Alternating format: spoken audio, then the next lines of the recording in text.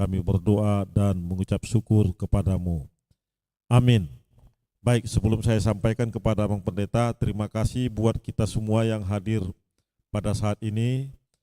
Saya minta kita semua konsentrasi dan kita bisa menerima, ya, supaya nanti apa yang disampaikan Abang Pendeta itu bisa menjadi menambah pengetahuan kita di kemudian hari dalam pelayanan kita. Baik, selanjutnya kita akan langsung saja ke Abang Pendeta. Ya, terima kasih untuk Amang Simatupang dan juga untuk panitia tahun transformasi HKBP. Ini sebenarnya udah lama kita rencanakan untuk pembekalan secara khusus menyangkut ibadah, karena ini inti dari kehidupan kita bergereja. Saya rasa perlu kita cek dulu yang liturgis atau sintua berapa orang kita sekarang. Misalnya tunjuk tangan yang sintua.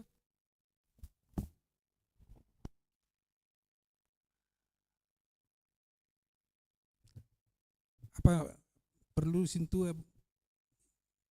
Sebenarnya yang utama sintua yang sebenarnya kuncinya, rahasianya untuk bisa beribadah. Pemandu lagu, song leader, ada berapa nih sekarang?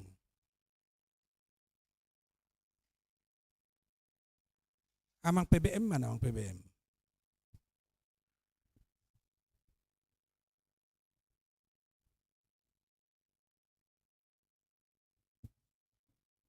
Ya, pemusik.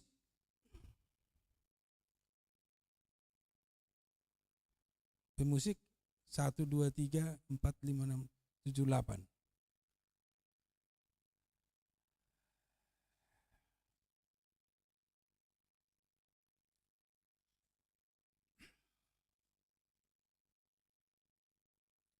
Sebenarnya udah berapa lama kita coba masukkan ini dalam program, ya kita harus sebenarnya udah harus hadir lebih banyak.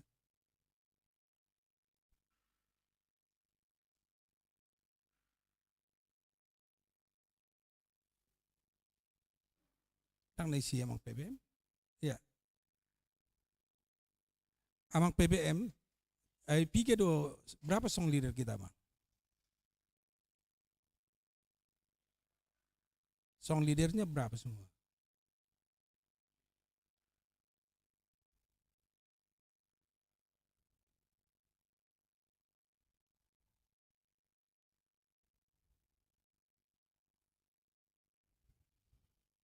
Guru sekolah minggu silakan ke depan. Sebenarnya yang kita undang semua yang aktif dan yang ikut melayani dalam ibadah. Itu sebenarnya yang kita undang. Kalau di sini hanya sebagian-sebagian kita nggak enak juga, nanti sebagian udah bisa, sebagian lagi nanti berarti harus diulang lagi nanti.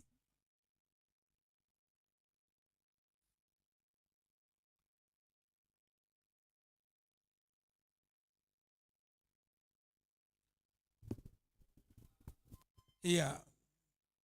Sekali lagi pemandu lagu berapa nih sekarang?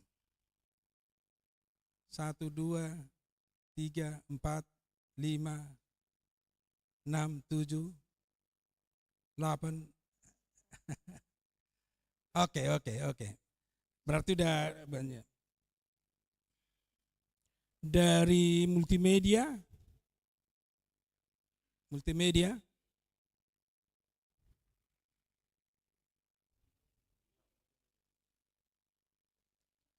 1, 2, 3, oke. Ya.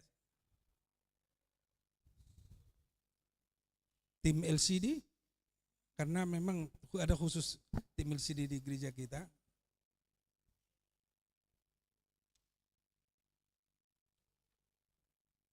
Soundman, Amang Siregar.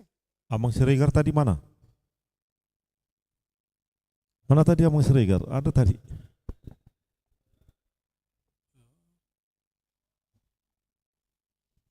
Sama Erik.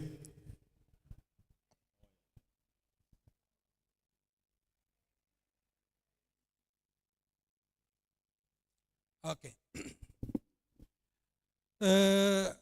Kita mau menghantar kita supaya ibadah di HKBP Makassar ini semakin indah dan semakin khusyuk seperti doa, seperti yang dikatakan Namang Marturia tadi. Karena itu keinginan kita, karena itu kepentingan kita masing-masing yang hadir ke gereja. Bagaimana kita untuk bisa menikmati ibadah itu yang baik. Tapi harus kita pahami dulu apa itu ibadah. Tanpa kita pahami ibadah, kita tidak mungkin bisa dengan baik untuk memandu semua kegiatan-kegiatan atau kita katakan dulu untuk melakukan kegiatan kita masing-masing sesuai dengan talenta yang kita miliki. Apa itu ibadah? Ada yang bisa jawab apa itu ibadah? Ada permingguan. Kenapa harus beribadah? Puasa berminggu hita. Ada yang bisa jawab? Ya, tolong supaya aktif ya.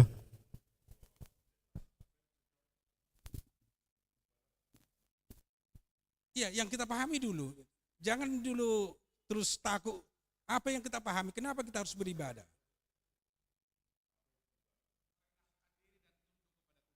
Oke, ya. Merendahkan diri. Ada lagi yang lain?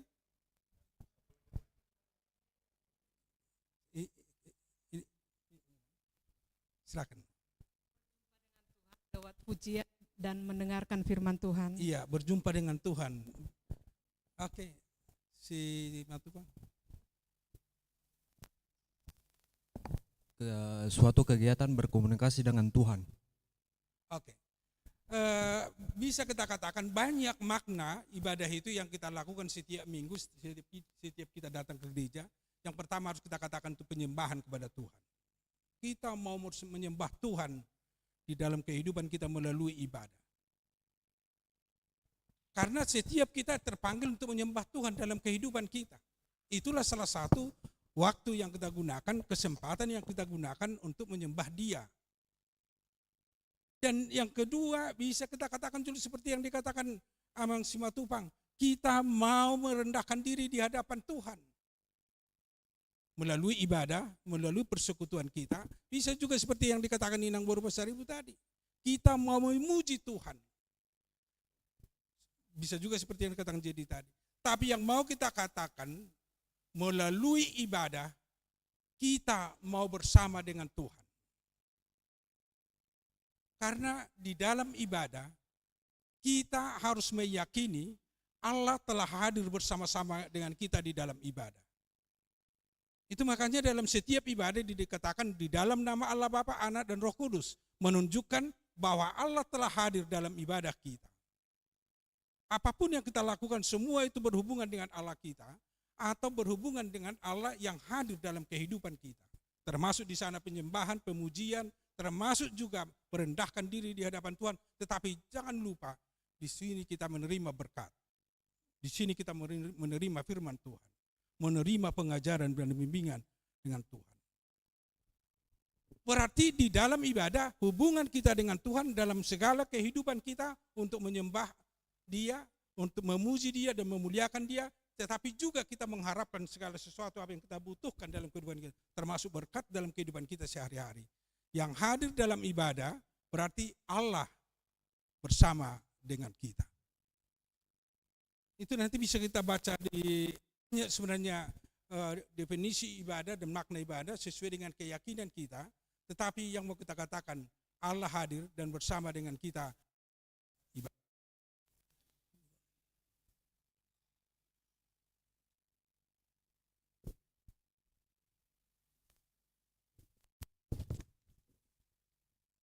Bisa dinilaikan? Geo?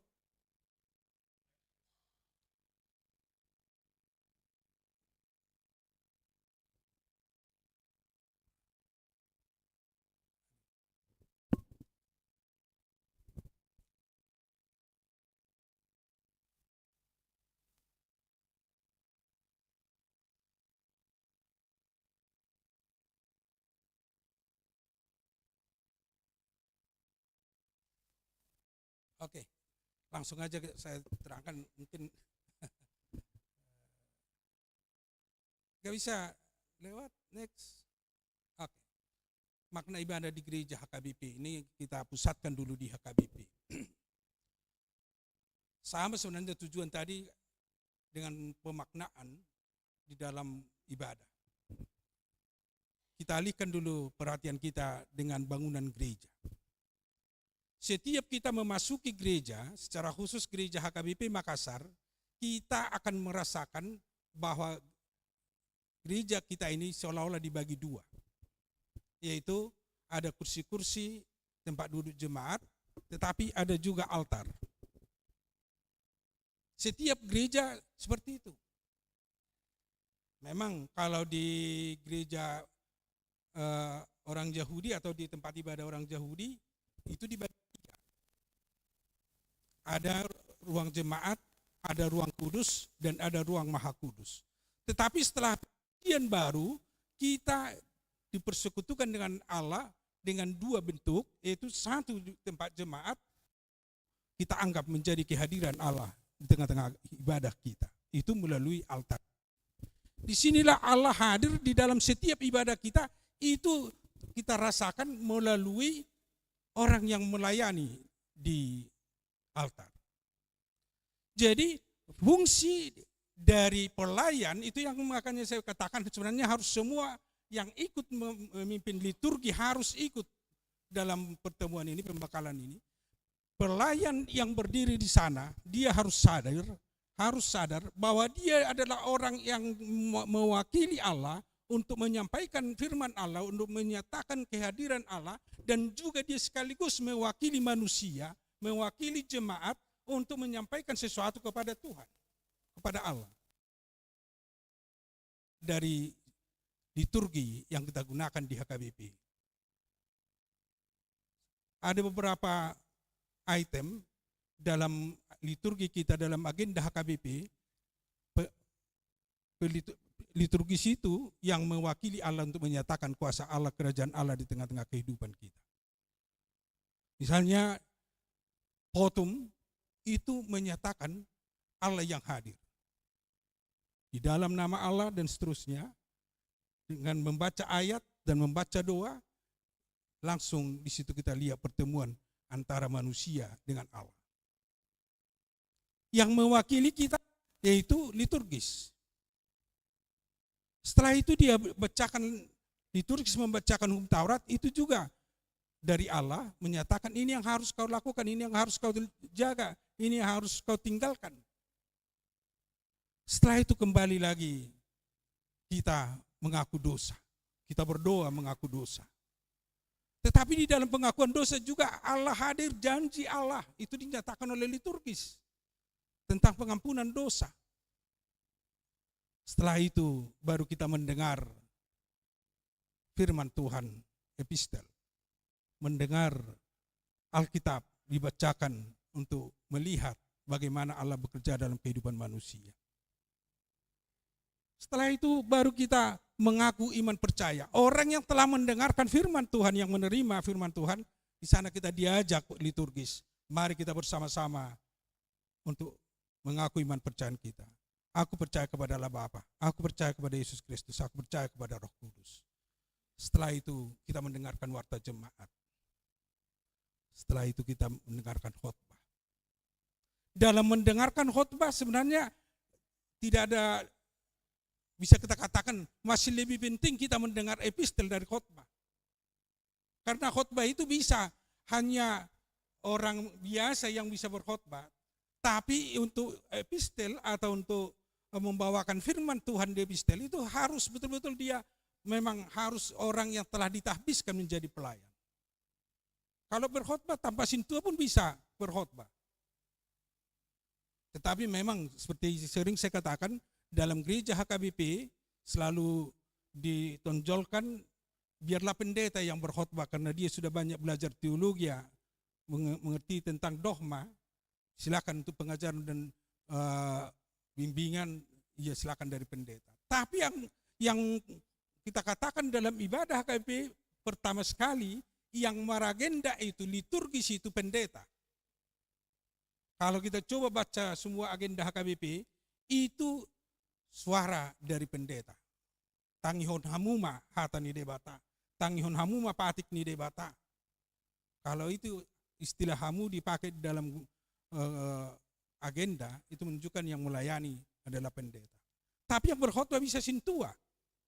Tapi akhir-akhir ini seperti yang kita katakan, biarlah pendeta yang menjadi pengkhotbah, sintua, karena sintua juga yang menerima tahbisan, mereka berdiri di depan. Dan ini pun sebenarnya, ya kita katakan dulu altar kita ini, bukan ini sebenarnya teologi HKBP. Ini teologi Calvinis, bentuk altar kita ini. Kita terpengaruh dengan gereja-gereja Calvinis yang ada di Indonesia Timur. Kalau gereja Lutheran, ini mejanya ini harus digeser ke belakang, tempat berkhotbahnya sebelah kiri sini. Dia agak ke depan. Yang justru pembawa liturgi atau liturgis justru lebih di belakang. Berarti yang mengayomi ibadah itu adalah liturgis. Di sebelah kiri agak ke depan, masih di belakang kalau liturgis. Itu kalau kita lihat dari teologi Lutheran. Ini pun altar ini bukan seperti ini. Altar di gereja HKBP yang sebenarnya ini harus ada pagarnya. Supaya jangan semua orang masuk. Karena ini menurut keyakinan kita, menurut teologi kita, menurut doktrin kita, di sana Allah hadir. Berarti siapa yang melayani liturgis, dia adalah perwakilan Allah yang melayani di jemaat. Jadi kalau ada yang main-main untuk yang tidak mempersiapkan liturgisnya, agendanya dalam melayani, itu sangat berbahaya. Kalau salah agenda seolah-olah Allah sudah salah agenda. Allah sudah salah menyatakan firman. Dalam pelayanan di HKBP, karena sentral dari pelayanan itu adalah liturgis. Kalau seperti yang kita katakan, khotbah itu hanya 1/7 dari ibadah itu. Tapi liturgis, dia akan membawakan semua rangkaian acara atau rangkaian ibadah di tengah-tengah gereja. Jadi pusat pelayanan kita adalah dalam ibadah, dan ibadah itu harus kudus. Nah, di sana kita bertemu dengan Allah. Allah hadir di dalam persekutuan kita. Allah bersama dengan kita melalui ibadah yang kita lakukan di gereja. Oke, sampai di situ ada yang mau bertanya? Biar kita melangkah, jangan kita melangkah padahal kita nggak pahami nanti soal bagaimana kita hidup di dalam ibadah.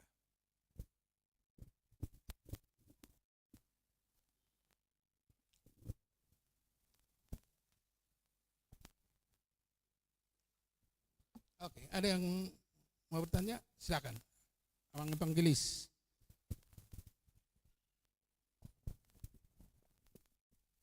Ya, Amang Pendeta, pernah saya pelajari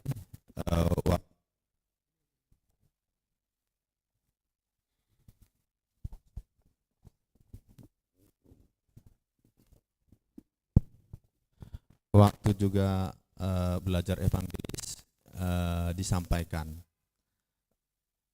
semacam ciri yang membedakan ibadahnya Protestan dengan Katolik. Jadi katanya pada saat itu, kalau ibadahnya Katolik, mereka lebih memprioritaskan liturgi. Sedangkan Protestan lebih memprioritaskan khotbah. Mungkin saya nggak tahu pemahamannya seperti yang Bapak Amang sampaikan. Yang berikutnya ada dua nih Amang, sorry. Tadi pertama mengenai liturgi dan khotbah. Kemudian yang kedua, dulu saya teringat zaman dulu waktu di kampung, di gereja kami bukan termasuk gereja kecil, lumayan besar juga, HKBP Percut di Deli Serdang, Sumatera Utara. Pada saat itu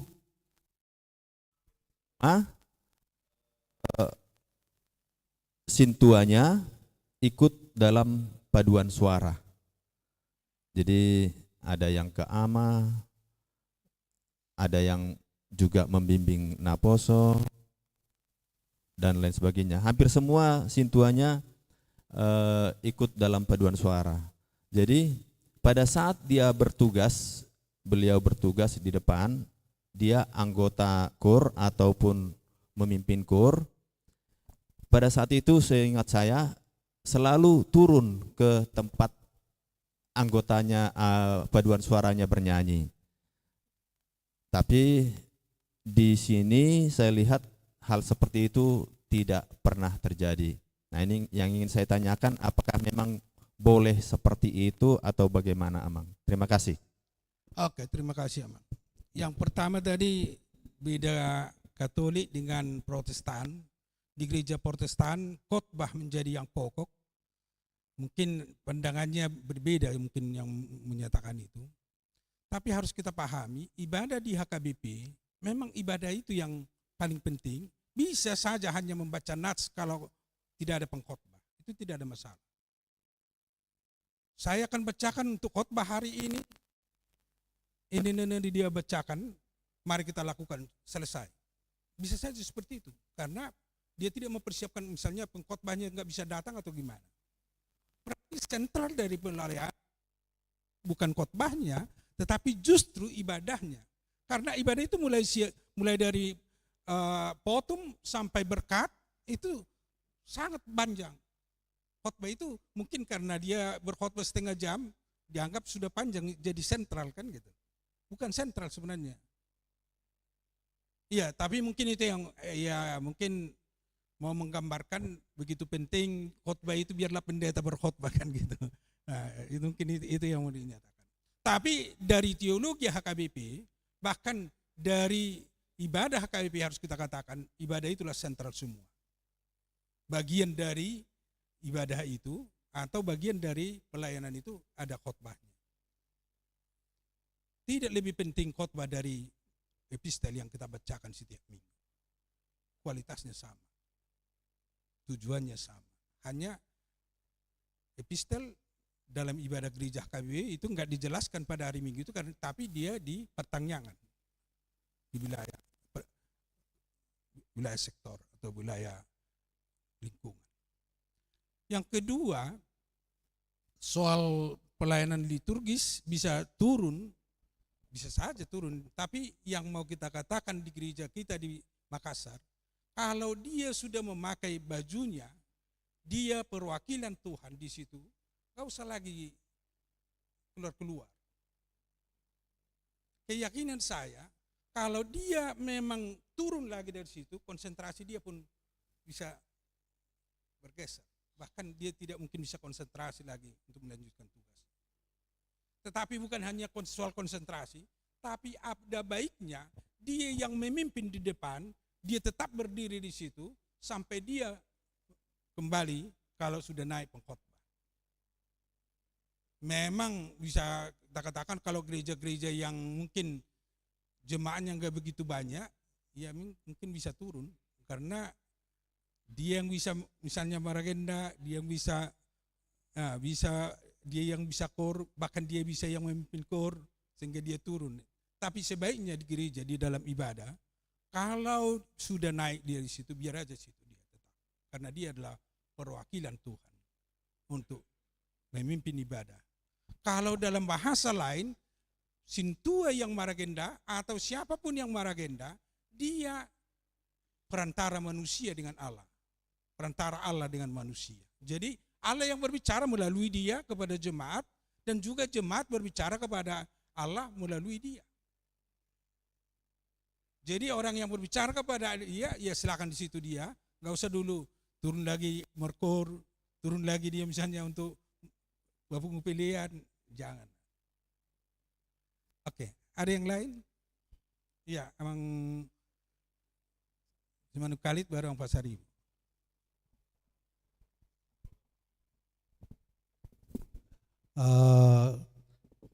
Seperti yang Abang jelaskan tadi, bahwa podium altar itu dengan parjamita itu adalah berbeda, yang sudah standarnya sebenarnya tadi Abang itu Lutheran itu paragenda itu di tengah, para perjamita agak ke samping. Pertanyaan saya Amang, apakah hampir semua banyak saya lihat berapa saya ke gereja HKBP, banyak yang seperti ini, ada yang seperti yang Amang sebutkan tadi. Tapi pertanyaan saya, apakah tidak ada acuan HKBP atau anjuran dari pusat itu setiap membangun gereja itu bentuk altar yang suci, yang kudus itu supaya jangan berbeda-beda. Kenapa sekarang ini HKBP semua bentuknya hampir berbeda, seperti ini, ada seperti itu yang disebut tadi Amang. Itu hanya pertanyaan saya. Udah itu tadi Amang sebutkan lagi tadi bahwa altar itu adalah hanya tempat yang kudus. Betul, itu benar-benar kudus. Tapi kalau saya juga pemahaman bahwa gereja ini adalah, sudah kalau kita masuki gereja ini adalah tempat yang kudus. Tadi Amang sebutkan ini hanya altar itu aja lah yang tempat kudus. Tapi kalau seperti jemaat itu adalah duniawi, ini agak kontradiksi pemikiran saya Amang. Apa bisa dijelaskan Mas? Mulai. Oke, Mang Pasar Ibu. Atau saya jawab dulu, mungkin mana tahu sama ya. Oke, yang pertama yang Amang tanyakan tadi soal bentuk gereja, bentuk altar. Kenapa jadi banyak sekarang HKBP seperti ini? Banyak lagi bentuk-bentuk yang lain. Tapi itu semua karena ya tambah pintar atau tambah banyak yang pintar jemaat HKBP, perancang bangunan. Jadi dia rancang sesuai dengan itu. Kalau enggak dibuat kayak gitu, itu nanti jadi ya mungkin bisa perpecahan di gereja. Jadi konflik di gereja. Sebenarnya udah selalu kita sarankan, pasti semua pendeta tahu bagaimana bentuk gereja HKBP atau kita katakan gereja Lutheran. Harus selalu di sebelah kiri tempat berkhotbah agak ke depan, di belakangnya para agenda atau liturgis. Itu udah pasti ya. Sekarang justru terbalik. Sudah gereja-gereja yang maju sekarang sudah banyak yang justru mengganti dari seperti ini jadi bentuk Lutheran. Karena mereka tidak memahami kenapa. Saya katakan dulu, orang-orang yang merancang itu tidak tahu apa artinya altar itu di HKBP.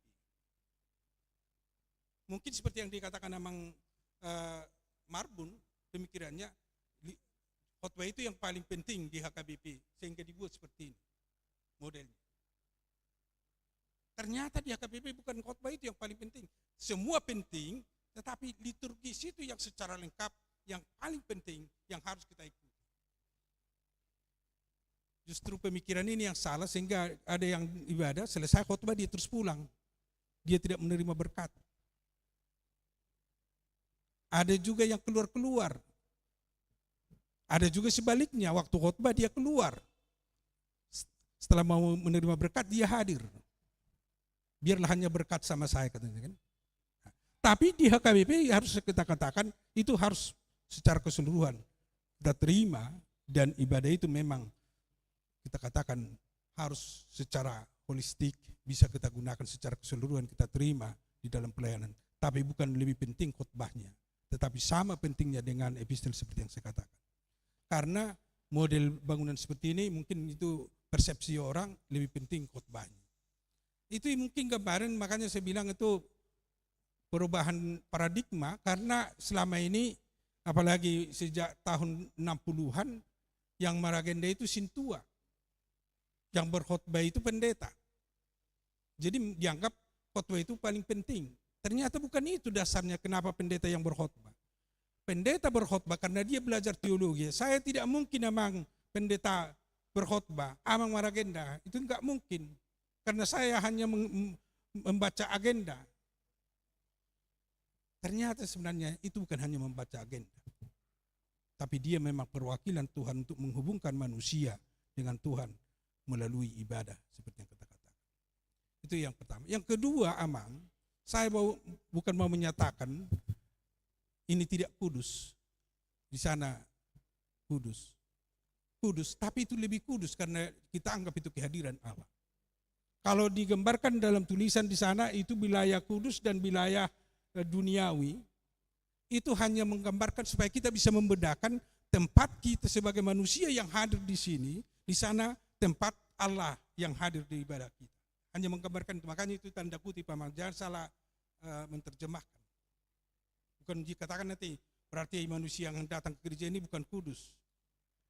Justru yang kita katakan yang datang ke gereja itu harus orang-orang yang kudus, yang telah dikuduskan. Kalau belum menerima kekudusan itu berarti dia belum percaya kepada Yesus. Tetapi kita mau membagi ini untuk lebih gampang kita memahami, untuk gampang kita lebih mengerti bagaimana kita menempatkan diri kita di dalam ibadah, menempatkan diri kita di dalam menerima firman Tuhan, di dalam menerima semua susunan acara di dalam ibadah. Nanti akan saya pertegas lagi soal ibadah di HKBP untuk menjelaskan ini, untuk lebih luas lagi nanti kita paham tentang agenda HKBP. Silakan, Amang.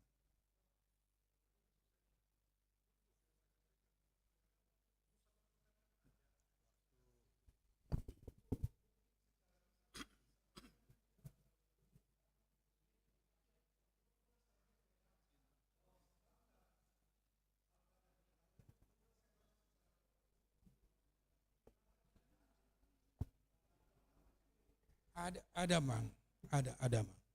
Oh, bisa nanti saya tunjukkan sama Mang.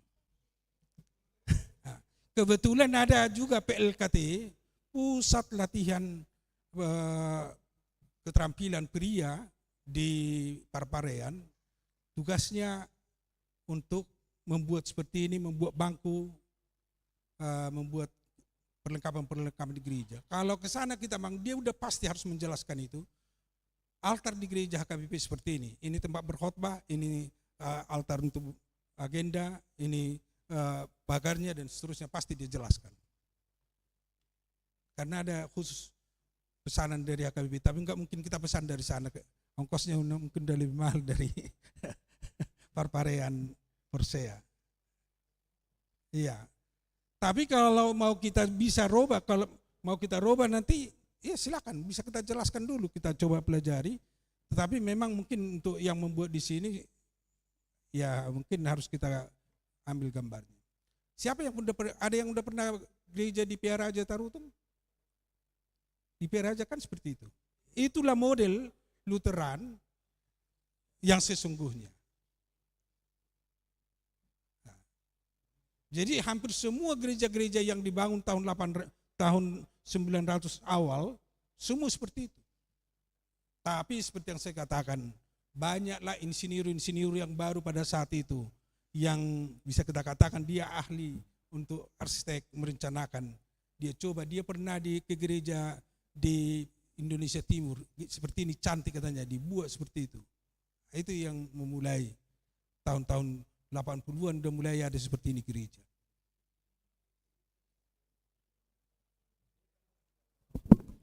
Bukan kelemahan dari pendeta, semua kita lemah. Oke. Lanjut, Amang.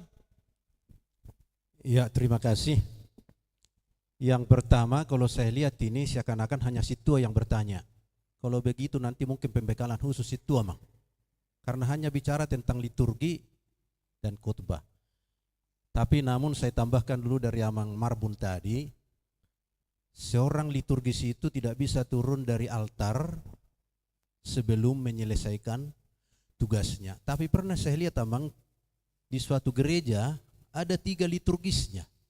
Setelah saya sampai di bagian ini, masuk si A, setelah itu masuk lagi si B. Kira-kira itu diperkenankan, Mang. Mau lihat hanya itu saja, Mang. Oke.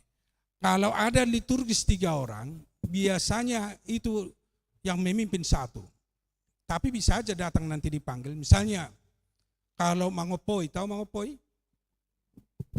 Mangopoi gereja, biasanya yang memimpin itu Eporus.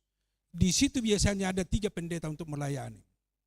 1 preses, 1 pendeta resort. Jadi Eporus di tengah, pendeta resort di sebelah kiri, sebelah kanannya preses. Mereka memegang agenda. Ada yang mereka bacakan di situ. Tetapi yang maragenda 1 memimpin agenda. Dia hanya ikut megang apa itu untuk membacakan untuk penahbisan gereja. Jadi bukan 3 maragenda. Artinya supaya tidak terlalu panjang, ini situa, Amang.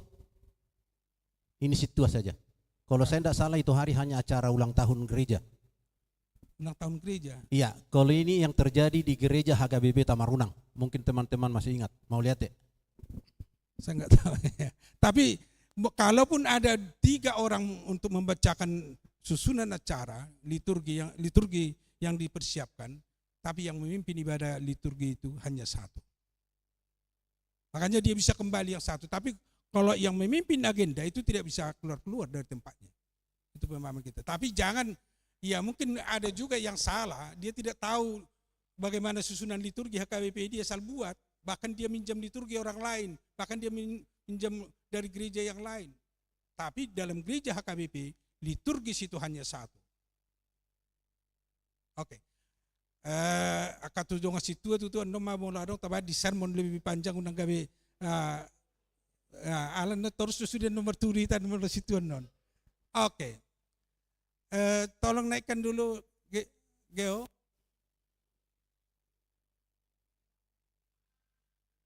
Oh ya. Iya, Gabriel silakan. Ini si Gabriel ini tetap ini ingin tahu ini. Sangat luar biasa dia di sini pun dia harus bertanya kalau ada yang kurang jelas. Silakan bagus ini. Amang, saya pernah melihat gereja Lutheran di Eropa, Amang. Saya melihatnya ada perbedaan signifikan dengan gereja Lutheran di HKBP, Amang.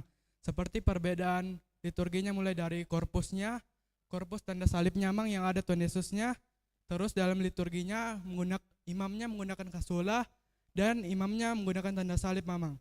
Mengapa perbedaan tersebut ada, Amang? Padahal HKBP sama Lutheran di Eropa itu sama-sama Lutheran. Terima kasih.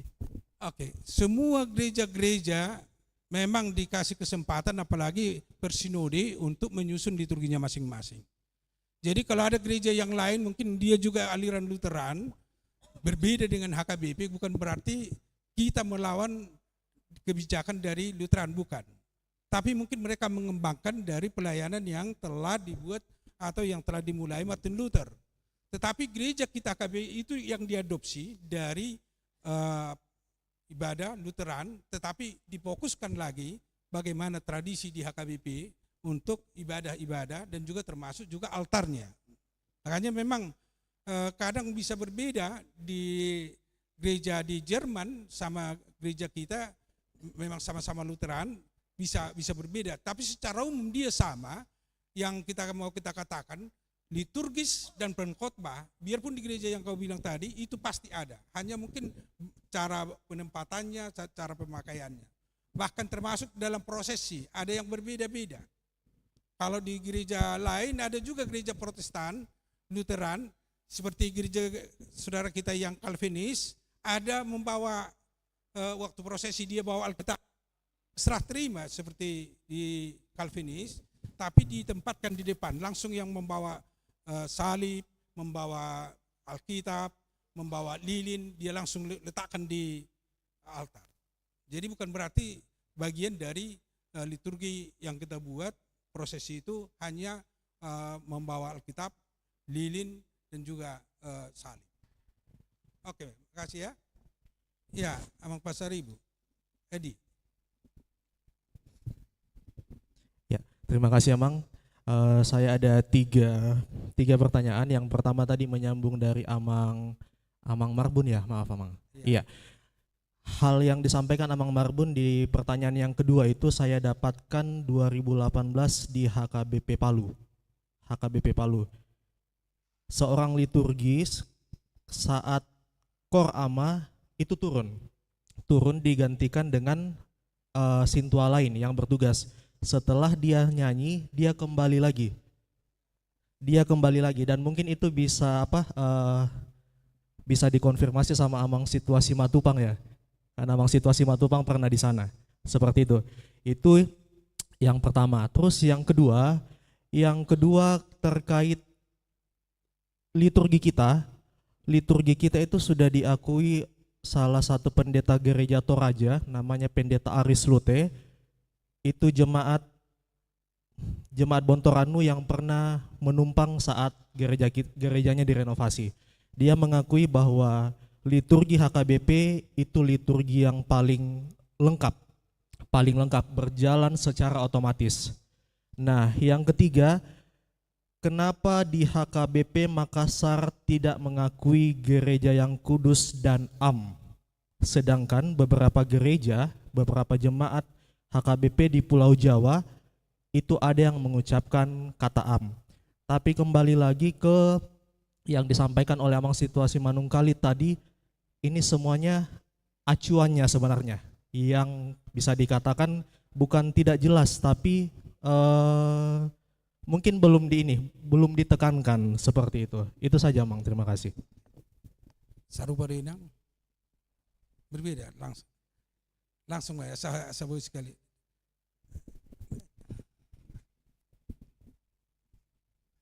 Alay mo ulo ni situ ada non di serma manian alay Mula te mamang. Jadi memang di Pertikianon nakaninan situa Pasaribu Madokon ini kayaknya hola situ ada manukun anu ma tabama pembekalan khusus hintua begitu. Tapi ini kan satu kesatuan doa di rangkaian ibadah kita. Ini nggak bisa boy do adong do Pertikian memang ikon saling mabege do hita sonari. Jadi molo liturgis pe suku-suku ku amang songonon. Mohon di situasi yang seperti ini karena semua udah ada di sini ya, bagian dari ibadah kita, adong song leader, adong musik, adong hangai sosude. Asa homi ibadat tai sabotulna perlu ma imang Pertikian ma di pasah amang matuhami. Sipata hami pe sian liturgis boy do mabayan ibadai hurang homi. Holam masuk pe liturgis ngai tor songon na bingung goiba. Mungkin alani setabi, saya tidak pernah menghunjuk orang atau apapun itu. Ini pengalaman yang saya dengar pribadi. Kadang-kadang dengan suara liturgisnya yang kurang pas atau terlalu pelan atau terlalu besar, itu nggak tahu saya dari multimedia kah atau dari perorangan. Tak biasa ngondawon si gogo suara. Jadi memang isi do kami mangido pangajari yo namang. Molate. Iya, nanduk neong Pasaribu nakin molo memang menyangkut wakal liturgi te bodo no tabahas itu masuk neong Pasaribu basa bodo hita langkah lagodong nayo ninang. Olo no kita sampai zaman. Iya, tapi setapi cuma mangalay molo manuku situ kay may biara wono manuku nala situ au kebetulan. Nah, unang gabe terlalu jauh deh hita no di nanduk ni amang Pasaribu mah. Memang nah perjolo yang pertama soal yang terjadi di Palu bisa saja terjadi seperti itu, tapi memang itu enggak etis lagi. Dia yang memimpin liturgi digantikan orang dulu karena dia ikut kor, itu enggak pas. Ya mungkin karena kurang parhalado yang ikut melayani mungkin bisa terjadi, tapi memang selalu saya sarankan kalau memang sudah liturgis dia tidak perlu ikut kor, dia tidak perlu ikut untuk membawakan kor atau apa. Biarlah dia di situ tetap untuk memimpin ibadah. Karena ya kekhususan ibadah itu bisa terganggu karena dia keluar masuk dari altar itu. Oh ini masih lumayan gereja kita belum ada pembatasnya. Kalau gereja Lutheran itu ada pembatasnya. Ini di seolah semacam pagar dia, di pagar dia, oh itu kudus. Jangan sembarangan masuk situ. Itu yang pertama. Yang kedua tadi memang ada juga seperti itu pandangan dari beberapa gereja. Memang gereja kita, liturgi kita, biarpun dikatakan orang agak monoton, itu nanti bisa saya terangkan, tetapi memang di sana kita lengkap dalam kehidupan kita sehari-hari, kita bawakan dalam liturgi. Kalau di gereja-gereja Kalvinis biasanya yang memimpin itu hanya pendeta. Itu pun ada juga gereja-gereja yang hanya lebih banyak nyanyinya dari kegiatan-kegiatan yang lain. Tapi memang itu memang harus kita aku banyak orang yang mengatakan itu lengkap, bahkan para ahli liturgi di HKBP masih tetap mempertahankan liturgi seperti itu. Udah hampir 175 tahun kita HKBP. Masih dipertahankan. Bukan tidak tahu kita liturgi di Amerika seperti ini, gerakan-gerakan karismatik seperti ini, tahu kita. Tapi itu masih kita pertahankan dan itu yang terbaik menurut HKBP dalam melayani jemaat HKBP supaya dia menikmati ibadah dan persekutuan dengan Tuhan. Dan yang soal yang ketiga tadi. Oh iya, itu udah sering kami bicarakan di Paralado. Iya.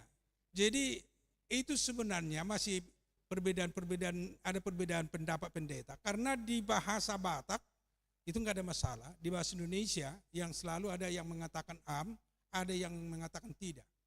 Karena kalau kita urut semua, itu pengakuan iman yang ketiga. Sebenarnya tanpa kita bilang pun am, itu udah menyatakan am.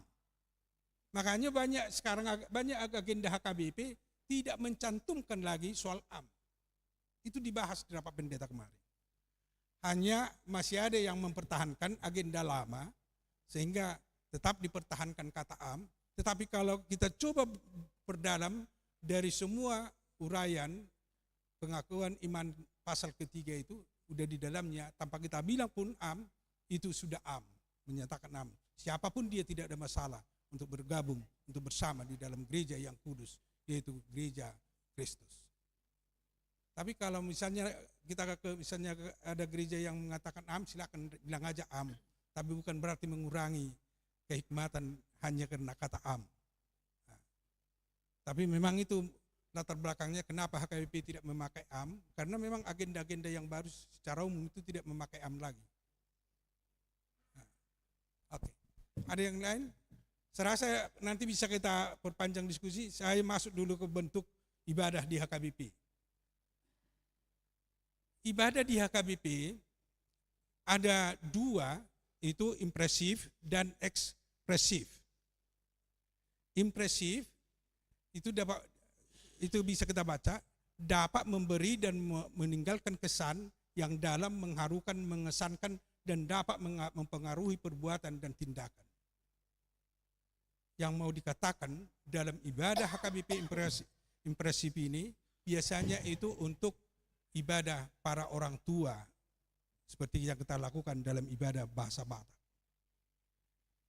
Kita menekankan bagaimana supaya ibadah itu mengharukan, dia semakin mengenal dirinya, dan dia semakin merasakan bahwa dia akan dekat sama Tuhan, bahkan dia akan merasakan kesan yang indah dalam ibadah itu, tetapi itu dihayati dalam dirinya sendiri. Bahkan akan mempengaruhi kehidupannya, mempengaruhi perbuatan dan tindakan dalam kehidupan sehari-hari. Itu yang kita lihat ibadah-ibadah di gereja kita. Jadi kalau ibadah yang impresif, itu dibutuhkan ibadah yang kusut. Ibadah yang kusut. Jadi semua nanti pelayanan di dalam ibadah impresif, seperti yang kita lakukan di dalam ibadah bahasa Batak, termasuk musiknya harus impresif. Termasuk song leadernya harus impresif.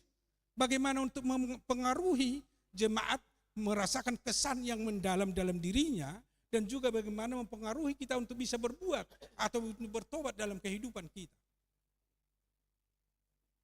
Nanti bisa kita bandingkan dengan yang kita katakan ekspresif. Coba dulu angkat dulu.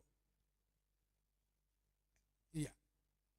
Yang ekspresif itu sesuatu yang menunjukkan perasaan, pikiran, ide melalui berbagai cara, baik secara verbal maupun non verbal, tindakan atau perilaku yang menunjukkan emosional untuk sikap seseorang.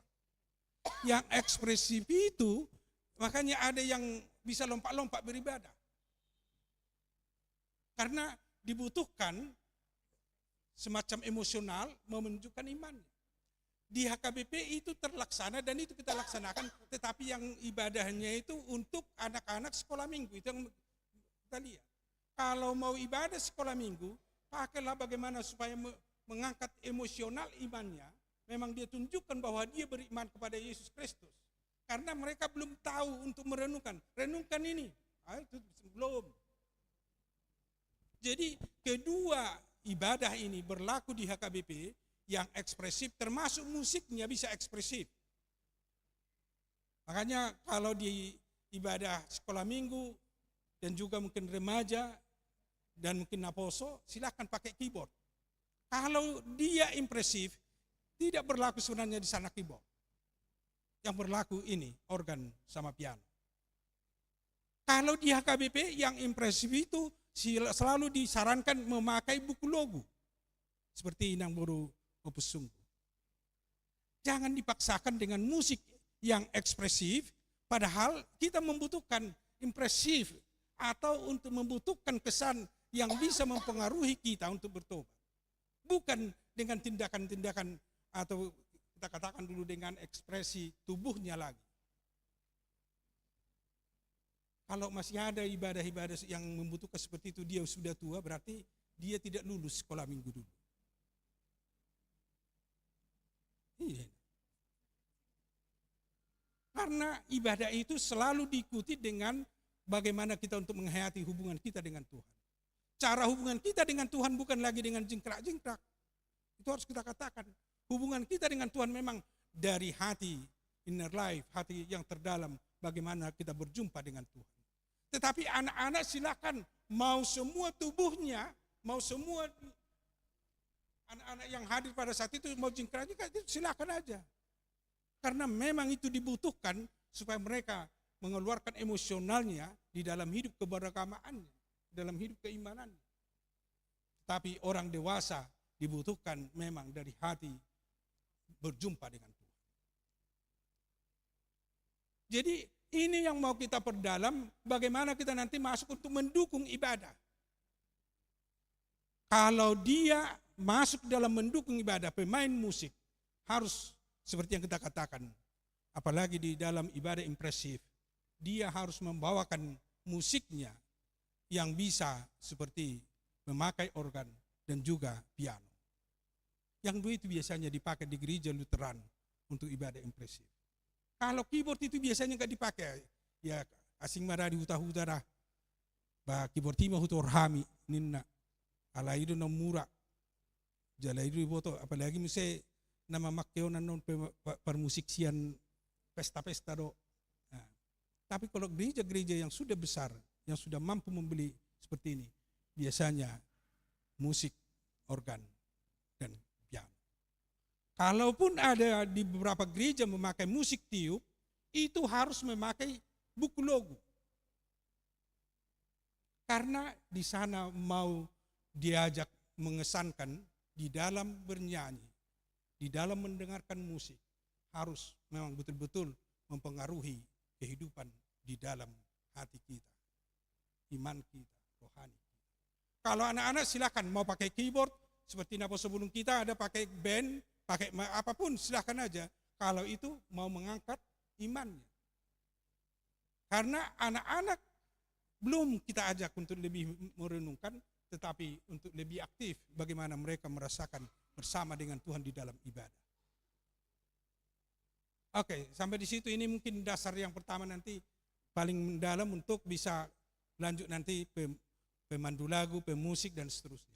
Ya, silakan Amang Inang kalau ada yang mau bertanya tentang ibadah impresif, ekspresif, silakan. Itu sangat mendasar bagi kita untuk mengenal ibadah kita atau untuk mengenal permingguan kita setiap minggu di gereja HKBP.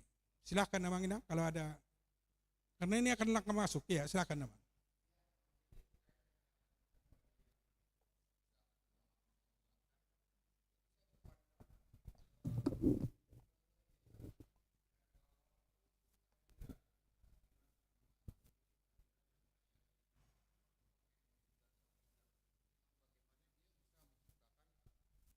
Suasana yang seperti yang tadi Amang bilang. Tetapi lebih dari itu, sebelum masuk di hari Minggu, mereka tuh berlatih, Mang. Mereka dalam berlatih, misalnya song leader dengan tim musik, ini juga perlu yang dipahami dengan benar bahwa dalam berlatih ini mereka harus sungguh-sungguh. Nah, yang saya melihat sekarang ini mungkin juga masukan juga buat teman-teman song leader dengan pemain musik. Dalam berlatih mereka juga harus sungguh-sungguh dalam artian lagu yang akan dibawakan itu jangan hanya dianggap enteng saja. Karena apa? Satu ibadah kita 7 lagu. Nah, dalam 7 lagu itu kalau kita berlatih cuma 1 jam 2 jam asal bisa, bagaimana kita bisa menciptakan satu ibadah yang berkesan seperti itu. Jadi mohon saran Amang bagaimana kira-kira terkait dengan tim musik, song leader, mereka bisa menciptakan di hari Minggu ini dari awal mereka sudah memimpin. Karena setiap ibadah dimulai dari pujian. Nah, bagaimana mereka juga bisa merasakan bahwa pujian itu menyeluruh sampai dari awal sampai akhir, mereka bisa betul-betul menghayati terutama di dalam mereka berlatih. Kira-kira itu aja, Mang. Makasih, Mang. Iya, Amang. Kita mau ke sana, Mang. Kita masih dasar-dasarnya sekarang. Karena kalau kita tidak sepemahaman atau kita tidak satu visi melihat bagaimana ibadah HKBP, kita susah masuk. Nanti akan sebut itu semua pendukung dalam ibadah untuk memang mengesankan ibadah itu di dalam kehidupan kita, sehingga kita mau bertobat, kita mau dikuatkan, kita mau melakukan firman Tuhan itu dalam kehidupan kita sehari. Ini saya buat nanti sampai mulai dari penerima tamu atau menjaga ketertiban, itu saya buat semua. Memang gak panjang ngomongin. Tapi kalau ada lagi yang bisa atau yang belum mengerti memahami ibadah kita yang impresif dan ekspresif, penting ini bagi kita. Karena ada juga gereja-gereja karismatik itu biasanya yang ekspresif. Jadi musik mereka pun, mereka tidak pakai organ itu. Biasanya mereka pakai keyboard, full band. Itu bagi kita untuk anak-anak dan untuk anak sekolah minggu. Kalau dia sudah dewasa dalam iman, kalau dia sudah dewasa melewati masa-masa kanak-kanak sampai naposo lah kita katakan, dia pasti harus berubah ke ibadah impresif, yang berkesan, yang kusut dalam pemujian kepada Tuhan. Bukan lagi dengan ibadah yang ekspresif. Jadi kita memakai itu untuk anak-anak, remaja dan naposo. Makanya kalau PA naposo kita tidak mempermasalahkan nyanyian dari manapun diambil, silakan, yang penting mereka bisa nyanyi. Tapi kalau udah dewasa, misalnya kategorial, ama, ina, naposo, iya kita harus selalu mengangkat dari buku ND yang bisa mereka hayati. Karena di sana dibutuhkan penghayatan yang lebih dalam tentang firman Tuhan, tentang juga di dalam ibadah itu sendiri. Oke, kalau nggak ada lagi ya Bang, udah bisa satu pemahaman kita tentang ibadah. Oh ya, Saudara Geo silakan.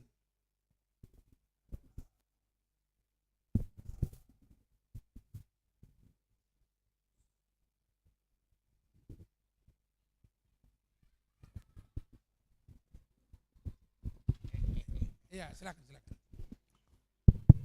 Oke, terima kasih atas kesempatan yang telah diberikan. Kalau misalnya di remaja atau naposo menggunakan keyboard, saya sering menggunakan teknik ciri khas sendiri. Saya kalau main lagu semua lagu-lagu Kidung Jemaat atau yang lainnya, saya pakai style. Boleh nggak? Saya juga mainnya sering piano ngasal tapi benar. Oke, yang penting bisa untuk ibadah itu nggak ada masalah. Tapi kalau di sini nanti main musik seperti itu nggak bisa.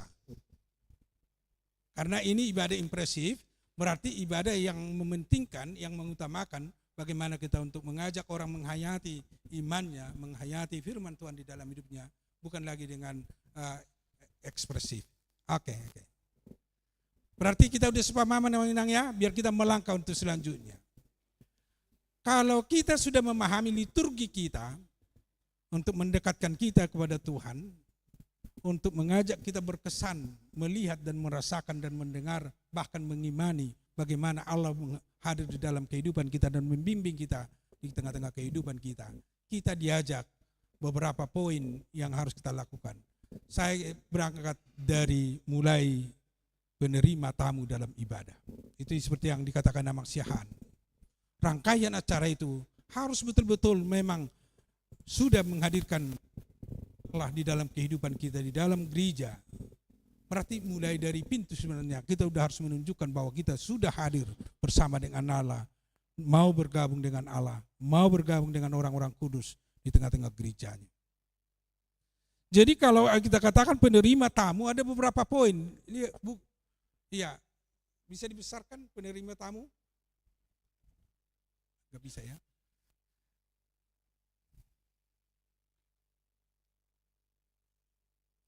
Iya, kebetulan di gereja kita HKBP Makassar ini penerima tamu masih selalu kita pakai dari Parhalado. Di beberapa gereja, bukan hanya Parhalado lagi, itu bisa bekerja sama dengan jemaat.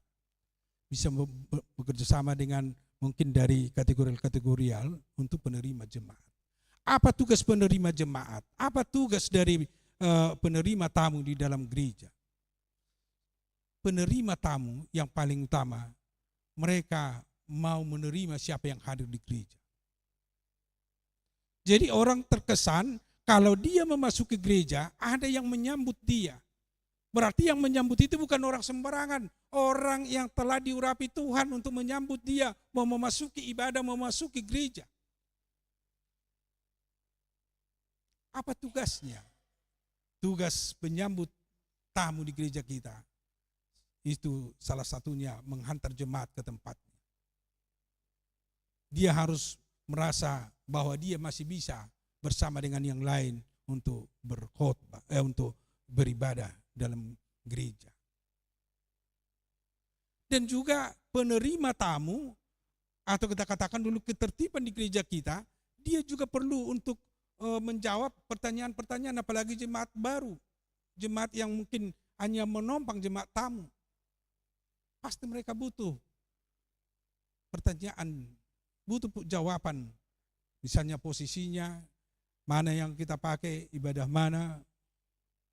Karena mereka kalau sudah memasuki ibadah, kalau tidak ada jawaban dari yang mereka butuhkan, mereka juga tidak konsentrasi untuk ibadah. Misalnya di HKBP Makassar kita harus mampu, kalau dia ketertiban kita lihat dia tidak bisa bahasa Batak Toba, ya mari kita sarankan, silakan di atas ada ibadah bahasa Indonesia. Kemarin saya tanya, ada yang beribadah yang saudara kita mungkin dari Papua, kenapa di sini ibadah? Sini bahasa Batak, saya bilang. Saya enggak tahu Pak, saya pikir sama ibadah di sini katanya. Tapi kalau sesi tamu atau kita katakan penerima tamu atau ketertiban menyuruh dia ke atas, pasti akan dia ke atas karena dia akan mengerti bahasa atau ibadah yang dia ikuti. Termasuk juga penerima tamu itu untuk ketertiban. Ketertiban, ya tahulah kita bagaimana untuk tertib ibadah. Semua urusan bagaimana untuk tertib ibadah harus dia bertanggung jawab. Memang di gereja kita belum kita buat penanggung jawab di dalam ibadah. Kalau di gereja-gereja lain, apalagi di Jakarta, setiap ibadah ada penanggung jawabnya dari satu orang paralado. Termasuk dia bertanggung jawab sound sistemnya, semua peralatan dan perlengkapan, semua petugas minggu itu dia harus bertanggung jawab. Kalau belum datang pemandu lagu dia harus berkomunikasi. Di mana? Mau masuk minggu. Tapi kita masih memakai penerima tamu atau ketertiban. Itu sangat penting. Kalau dia gagal masuk ke gereja, tidak memahami ibadah dan tidak mempersiapkan ibadah, kita susah untuk beribadah. Tapi kalau kita semua mengarahkan pikiran kita, hati kita untuk ibadah itu melalui penerima tamu, mereka bisa bersama-sama dengan yang lain khusus atau bisa menerima ibadah itu dengan baik. Termasuk juga penerima tamu untuk membantu persembahan. Memang di gereja kita udah ikut membantu persembahan, misalnya naik ke atas dan juga untuk membunyikan lonceng. Tapi harus kita ingat juga, ketertiban itu bukan hanya berdiri di depan memberi warta, amplop persembahan, bukan hanya itu. Tapi memang semua kegiatan itu di gereja harus ditertibkan supaya memang betul-betul membuat ibadah itu khusyuk. Tanpa kita angkat untuk petugas penanggung jawab ibadah, otomatis orang yang menjadi petugas ketertiban, dialah penanggung jawab dalam ibadah. Berarti 3 orang di gereja kita, penanggung jawab silahkan selalu diikuti ibadah dan dikontrol ibadah yang bisa mengarahkan kita lebih baik. Baru yang berikutnya tentang pelayanan persiapan parhalaro dari konsistori. Yang masalah di gereja kita ini memang untuk persiapan dari konsistori seolah-olah hanya yang bertugas yang ikut ke konsistori. Itu yang sering saya lihat sekarang. Tapi kalau dia bertugas langsung, saya nggak tahu entah kemana, entah langsung ke bangkunya atau kemana. Ternyata persiapan di konsistori itu bukan hanya untuk melihat kehadiran siapa petugas. Tetapi yang paling penting mendoakan apa yang mau kita lakukan, apa yang mau kita laksanakan selama ibadah. Di sana parhalado mendoakan itu. Jadi apa yang kita doakan itu yang kita laksanakan dalam ibadah. Itu tujuannya, makanya kita buat itu ada dari konsistori. Memang di gereja lain warta itu dibacakan dulu, baru didoakan. Tetapi kita menganggap karena kita di sermon sudah tahu apa yang mau dilakukan di gereja kita, silakan itu aja didoakan. Apa yang mau kita laksanakan pada hari ini, apa yang mau kita laksanakan. Tapi yang hadir di konsistori semua para halado, bahkan di gereja lain semua petugas ibadah. Hanya kebetulan karena konsistori kita kecil. Tapi di gereja lain petugas-petugas ibadah mereka harus ikut dari konsistori bersama berdoa untuk mendoakan dirinya melayani dan mendoakan semua pelayan supaya Tuhan menguatkan, bahkan Tuhan memberkati apa yang kita kerjakan dalam pelayanan. Ini mungkin nanti dalam sermon atau mungkin dalam rapat evaluasi harus kita bicarakan ini bagaimana kita untuk hadir. Kebetulan sekali masuk kita harus ada 3 pelayanan. Itu uniknya HKBP Makassar. Hanya di HKBP Makassar seperti itu. Sekali masuk 3 pelayanan.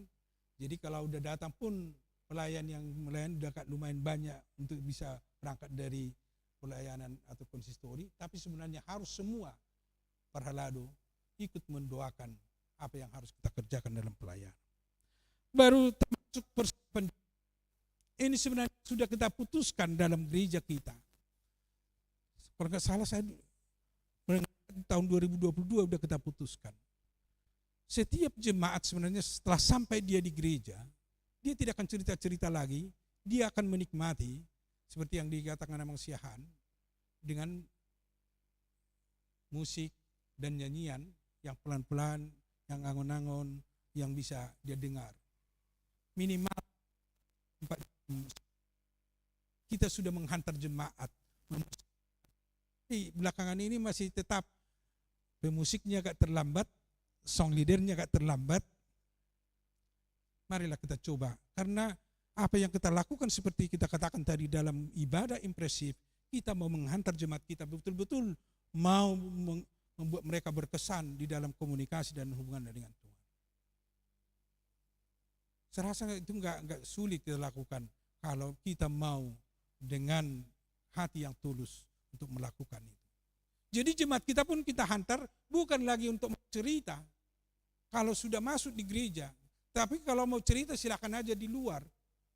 Tapi kalau sudah masuk, memang dia betul-betul menyerahkan hatinya, menyerahkan hidupnya, bahkan dia siap untuk menerima berkat di dalam hidup. Nanti Amang yang kita diskusikan saya teruskan aja dulu ya, karena udah semakin siang ini. Tentang lonceng gereja. Ini pun sebenarnya ya itu ditanyakan Inang Pendeta Bursinaga. Berarti nggak ada lonceng kita. Memang nggak ada lonceng gereja kita. Kalau lonceng gereja itu di Sumatera nggak ada masalah. Jadi di Makassar ini nggak begitu terutama. Yang penting ada lonceng yang bisa kita gunakan sebelum ibadah. Tetapi lonceng itu pun sebenarnya harus betul-betul kita persiapkan. Kadang ada yang mukul lonceng itu sekuat-kuatnya justru membuat orang terkejut. Itu pun sebenarnya bisa mempengaruhi kehidupan kita, bahkan mempengaruhi hati kita, mempengaruhi bagaimana kita memulai ibadah. Mari kita bunyikan lonceng itu dengan suara yang bisa lebih bagus, dinikmati orang. Jangan buru-buru, jangan terlalu lambat. Tapi itu sangat mempengaruhi. Karena di gereja HKBP setelah bunyi lonceng biasanya di situ semua berdoa. Makanya kita katakan tidak ada lagi dari pelayan liturgis, mari kita berdoa di dalam hati kita masing-masing. Itu enggak ada lagi.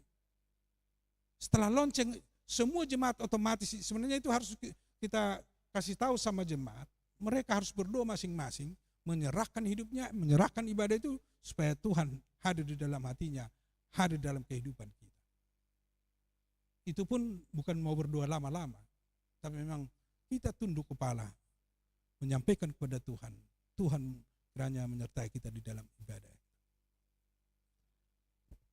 Dan yang memukul lonceng gereja pun di kita masih dari ketertiban ya. Saya rasa itu enggak ada masalah. Yang penting mereka bisa mengatur siapa yang naik untuk memukul lonceng, tetapi itu bagian dari ibadah kita di gereja KBP. Karena lonceng gereja di kita hanya untuk memulai ibadah. Kalau di gereja-gereja yang lain itu hanya bisa dibunyikan setiap hari, setiap jam 6 pagi, setiap jam 6.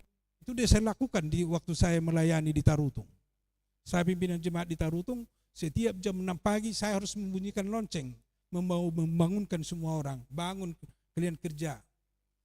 Jam 6 sore, enggak usah lama-lama di ladangnya, pulang, ini udah mau makan.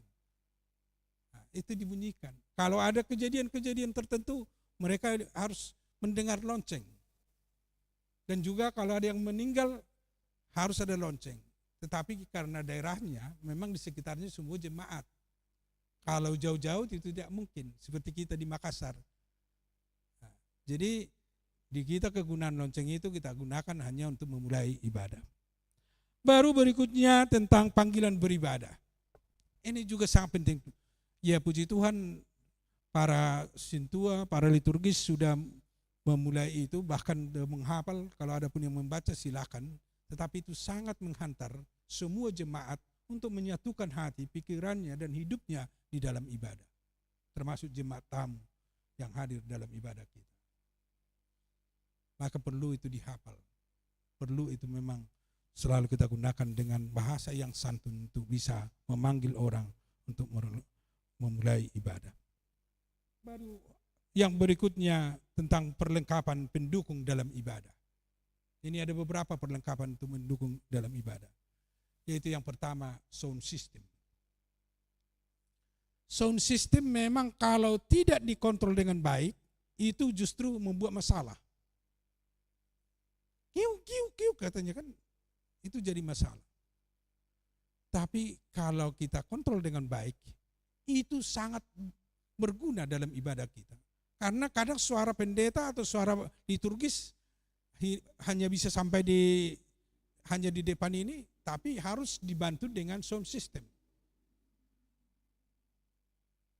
Ya mudah-mudahan kita sudah punya sound system yang bagus, hanya soundman harus menyesuaikan bagaimana ibadah yang baik, karena kadang ada suaranya yang agak serak-serak basah, disesuaikanlah, tetapi itu hanya ada peralatannya yang di setel dengan baik. Ada suaranya yang kecil bisa di setel, ada suaranya yang enggak besar bisa dikurangi. Itu sangat penting dari soundman. Itu selalu kita sarankan supaya itu memang sudah on. Kalau kita mau masuk on, hanya mengurangi kecil dan besar. Sampai di situ aja, biar jangan terganggu ibadah kita, atau biar jangan terganggu karena sound.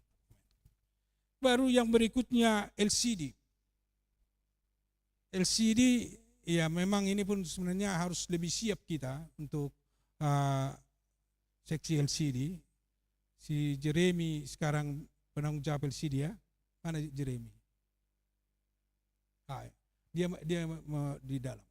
Ini pun harus memang diatur kerjasama dengan sekretaris. Bagaimana sekretaris bisa men-share acara supaya dipersiapkan dengan baik.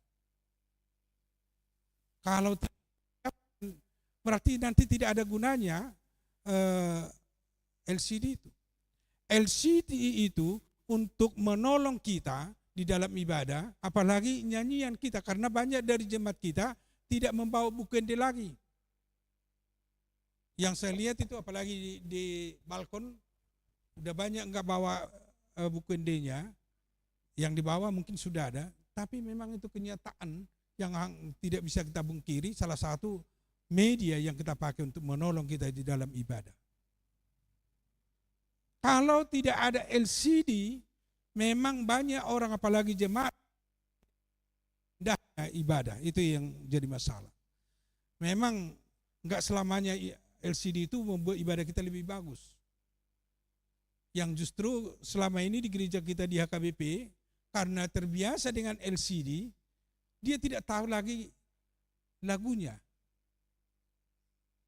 Iya, tidak tahu lagi karena dia tidak melihat notnya, karena kita udah terbiasa Kalau menjadi gereja HKBP, dia melihat Bukuende, tahu dia naik turunnya, tahu dia ketokannya, tahu dia berapa titik.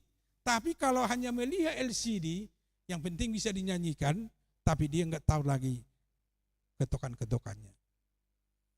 Termasuk juga karena ada LCD, kita sering lupa membuka Alkitab kita, karena sudah ada di LCD. Ini juga kelemahan-kelemahan LCD. Tapi mari kita coba, kita sinergikan LCD dengan manual. Kita masih mau membuka Bukuende, kita masih mau lagi membuka Alkitab selama ibadah, sehingga memang itu bisa kita nikmati dengan lebih baik.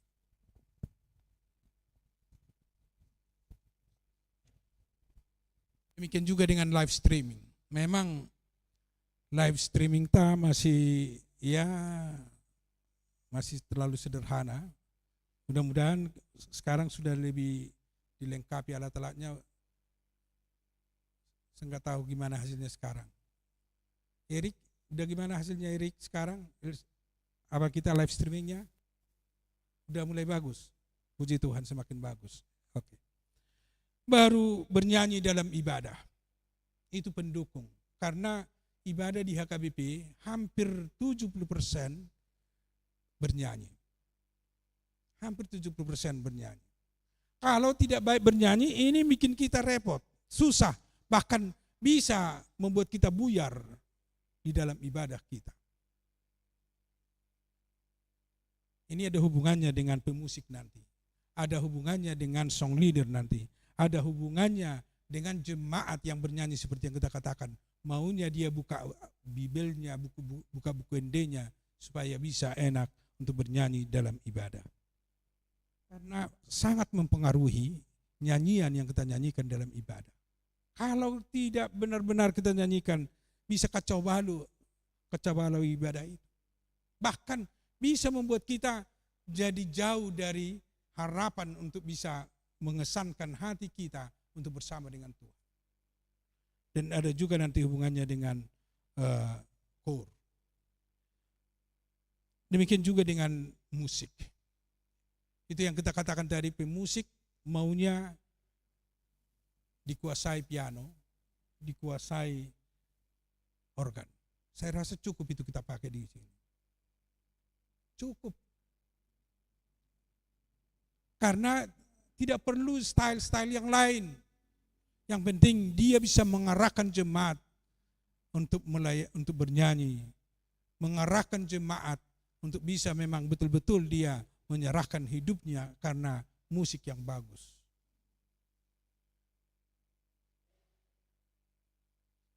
Makanya selalu kita sarankan kalau bisa pakai buku logo, sangat lebih bagus lagi. Saya sangat terkesan sama Inang Opusung, Inang Boru Pusunggu, sama Inang Boru Gultum. Siapa itu yang di... Oh ya, yang di Tamarunang. Sangat luar biasa kalau mereka pakai buku logo. Mudah-mudahan nanti Inang Boru Simanjuntak, si Wika, pemusik kita yang baru. Dan juga siapapun yang pemain musik, coba ikuti irama dari Bukuende itu, dari buku logo, di dalam ibadah ekspresif seperti ini, impresif kayak gini. Kalau di bahasa Indonesia silakan, mau musik-musik apapun silakan. Yang penting bisa harmonis di dalam ibadah itu. Itu enggak ada masalah. Demikian juga dengan song leader. Ini sekarang song leader, ya mungkin harus ada pembekalan. Amang Marturia dihubungkan dengan pemusik. Ada beberapa tugas pokok dari song leader. Yang pertama, dia harus mengingat bahwa dia adalah memandu lagu. Memandu lagu berarti dia harus bisa lebih menonjol di dalam memulai nyanyian. Misalnya kalau ada nyanyian haleluya, haleluya, harus memang song leader yang memulai supaya bisa bersama-sama dengan jemaat. Karena jemaat sering menunggu. Kalau sudah song leader yang memulai, pasti orang atau jemaat mengikuti nyanyian itu. Apalagi nyanyian yang tidak ada lagi di Bukende yang kita anggap sudah hafal jemaat, hanya memulai memandu setelah dimainkan musiknya, baru mereka memulai. Karena lagu-lagu yang tidak ada lagi notnya bisa salah, apalagi tonnya kalau tidak dimulai dengan baik oleh song leader. Berarti kita ingat kita memandu nyanyian. Baru menciptakan suasana ibadah. Itu yang kita katakan tadi, menciptakan suasana ibadah itu sudah dimulai bernyanyi sebelum ibadah, alon-alon, pelan-pelan untuk membuat jemaat bisa memahami, bahkan mengajak jemaat dalam ibadah. Ternyata di gereja-gereja Toraja, di gereja-gereja di Makassar ini hampir seperti itu semua. Bahkan mereka ada yang memulai dengan kor mereka ke depan untuk menghantar jemaat menjaga kualitas vokal. Ya jangan asal dinyanyikan lah. Ya ada vokalnya lah untuk bernyanyi. Ya memang itu memang salah satu harus dibimbing untuk vokal ini. Termasuk juga dengan tempo dan irama. Memang secara umum kita sudah memulai itu dengan tempo dan irama. Baru berikutnya ya janganlah berlebihan. Sikap berlebihan di dalam song leader. Nah, tujuan kita di dalam ibadah itu adalah untuk membuat ibadah itu, suasana ibadah itu lebih bagus. Ini permasalahan di Jakarta sering, karena ada beberapa artis yang jadi song leader. Seperti di Jatinegara mungkin kita kenal itu Trio Lamtama. Itu sintua kita dan jemaat kita dan sering dia song leader. Jadi permasalahan seolah-olah dia mau menunjukkan nyanyinya. Jadi suaranya menonjol lebih luar biasa, jadi justru mengganggu dengan song leader yang lain. Karena dia penyanyi, artis, selalu menunjukkan keartisannya. Jadi kita dalam ibadah bukan mau menunjukkan keartisan, tetapi kita mau membimbing ibadah, lagu-lagu dalam ibadah bisa dinikmati, bahkan bisa dirasakan dia dalam memuji Tuhan. Termasuk juga melatih vokal, itu yang dikatakan Sian tadi, melatih mempersiapkan diri, mengatakan sangat penting mempersiapkan antara dengan song leader. Kalau tidak bersinergi musik dan song leader, bisa juga mengacaukan ibadah. Ini penting untuk hari-hari selanjutnya, supaya kita menikmati ibadah itu. Baru yang berikutnya, kor. Ini juga perlu kita ungkapkan. Karena kadang-kadang kor tidak bersinergi dengan topik minggu. Terus kita mulai lagi supaya kita terarah dalam ibadah itu.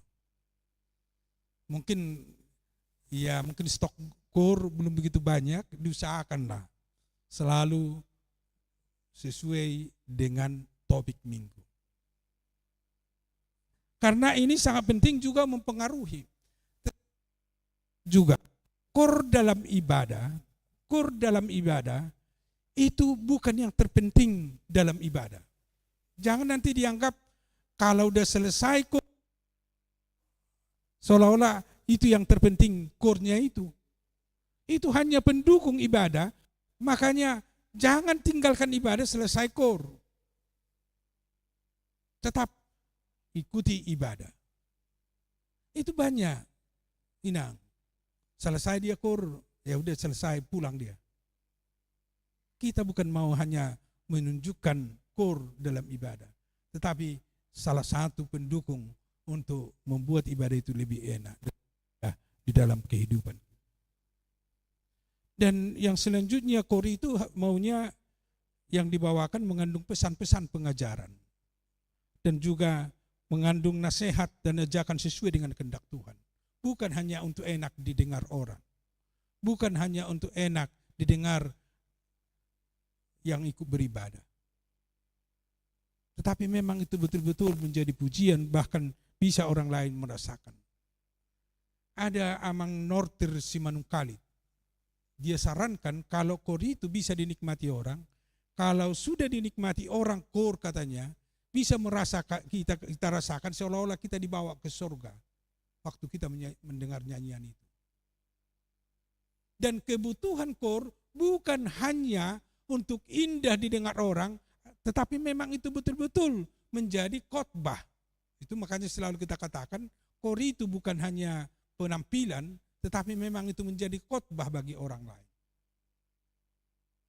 Jadi semua orang yang ikut kor berarti dia ikut pengkhotbah dalam ibadah. Dia ikut pengkhotbah bagi jemaat kalau dia memang ikut di dalam kor. Dan selanjutnya yang mau kita lihat dalam kehidupan kita, semua unsur-unsur yang hadir dalam ibadah. Kita katakan dulu seperti di sekolah minggu. Termasuk juga yang mengatur persiapan-persiapan. Itu tugas kita. Termasuk ya kita katakan dulu parhaladu. Bukan hanya tugas satu orang. Apapun yang kita butuhkan dalam pelayanan. Apa yang kita butuhkan di dalam ibadah. Mari kita bersama-sama mempersiapkan. Supaya itu memang ibadah itu membawa kita kepada kehidupan yang lebih baik dan perenungan yang lebih baik, merasakan kehadiran Tuhan di dalam kehidupan kita. Saya rasa itu dulu untuk sementara, Amang Inang. Mari kita coba diskusi lebih banyak dari poin-poin. Iya, silakan Amang si Marbun, baru si Marmara, Ampu Bolon.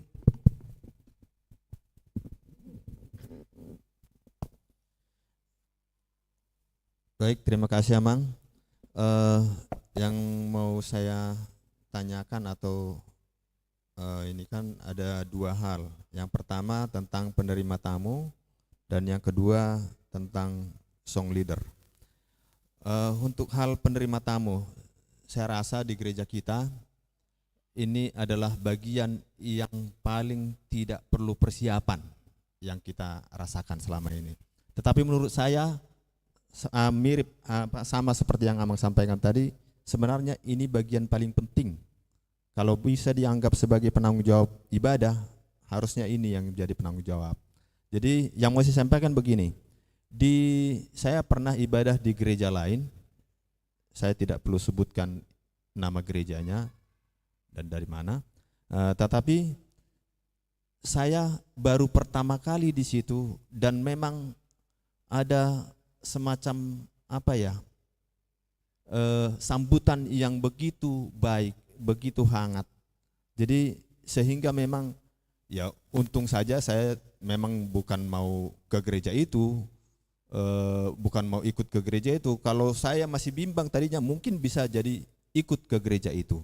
Nah, jadi maksud saya ini adalah first impression dari gereja kita kepada jemaat yang baru datang.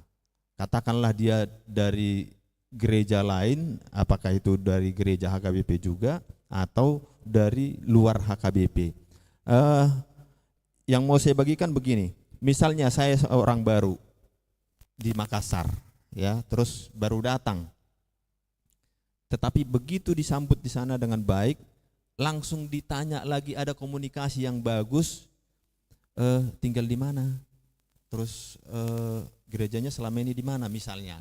Jadi saya memang sudah dari sananya HKBP, tapi waktu saya pertama di sini itu hal seperti itu tidak saya dapati. Ya memang ya bukan untuk saya sih tujuannya, tapi mungkin jemaat lain bisa dengan ajakan-ajakan yang lebih baik itu sehingga dia mau rutin bergereja di sini. Itu contoh. Kemudian yang kedua tadi yang mau saya tanyakan mengenai song leader. Saya agak-agak rancu juga memang dengan istilah ini di HKBP, ya, dan itu juga memang barulah ya. Kalau pertama dulu tidak ada ini istilah ini di HKBP. Tetapi coba kita pahami, song leader, song itu lagu, berarti dia yang memimpin lagu itu, bukan keyboard. bukan juga paragedda. Itu kalau istilahnya song leader, lagu itu dipimpin oleh dia. Tapi namanya pemimpin kan harus satu, ada 2 atau 3. Jadi sebenarnya istilah itu salah kaprah menurut saya. Dia itu hanya lead vokal. Jadi vokalnya lebih menonjol, itu sebenarnya yang paling tepat menurut saya sih ya. Jadi ada istilah song leader, ada lead vokal, ada singers. Singers bukan. Kalau singers dia hanya dia yang bernyanyi. Jadi menurut saya istilah yang paling tepat adalah lead vokal. Nah, hubungannya dengan ibadah kita. Saya mendapat arahan yang sangat bagus waktu Amang Daniel Harahap menjadi kepala Departemen Marturia. Saya mendengarkan secara online bimbingan beliau pada seksi Marturia dari satu gereja. Jadi beliau mengatakan begini, yang bernyanyi di depan itu tidak perlu menonjolkan suaranya kalau jemaatnya tahu itu lagu. Karena lagu kita dalam ibadah HKBP adalah nyanyian jemaat, marede huria. Jadi huria dona marede, dang halaki. Tetapi kalau jemaatnya kurang tahu itu lagu, disitulah dia harus menonjolkan sehingga jemaatnya juga. Jadi ada sisi edukasi di situ. Begitu. Jadi dia menonjol supaya yang lain mengikuti. Tetapi kalau jemaat tahu itu semua lagu, tidak perlu dia menonjolkan suaranya.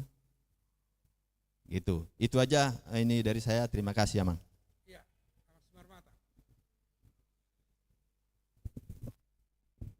Ya, terima kasih Amang untuk kesempatannya. Jadi memang momen kayak gini memang sangat bagus untuk kita yang terlibat dalam proses ibadah ya Amang ya, karena terkadang kita tidak paham sebenarnya urutan liturgis itu sebenarnya maksudnya itu seperti apa. Dan itu memang wajib untuk semua tim ibadah tuh tahu. Nah, sekedar sedikit saran Amang untuk tadi kekhusyukan dalam kita beribadah. Pertama, dalam proses musik khususnya ya, karena saya juga berkecimpung di bagian musik dan song leader gitu ya. Sebaiknya memang di 10 atau 15 menit menjelang ibadah itu kita tidak ada lagi yang latihan gitu.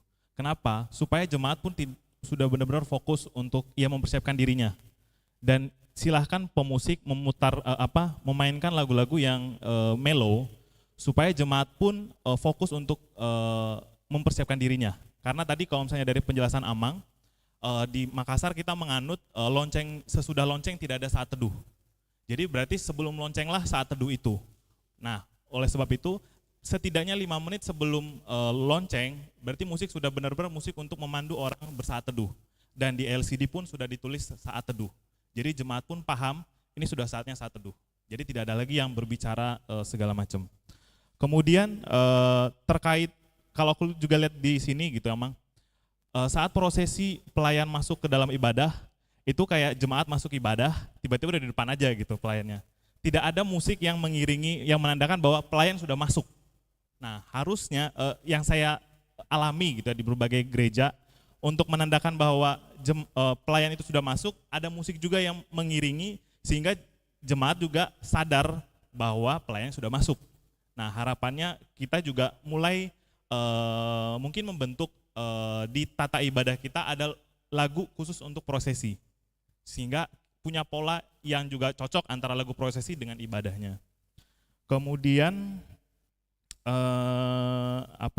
tadi terkait struktur liturgis kita, Mang, saya sangat setuju bahwa memang kita sangat bagus lah liturginya.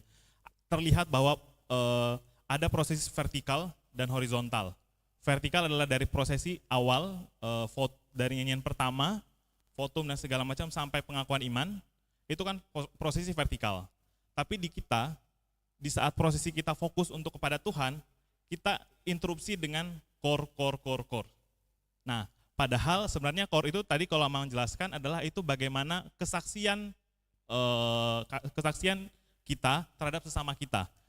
apakah itu dalam bentuk pujian ataupun dalam bentuk makna-makna lainnya. Nah, di beberapa gereja HKBP yang sudah saya jalani juga, emang sebenarnya KOR itu diletakkan sesudah pengakuan iman.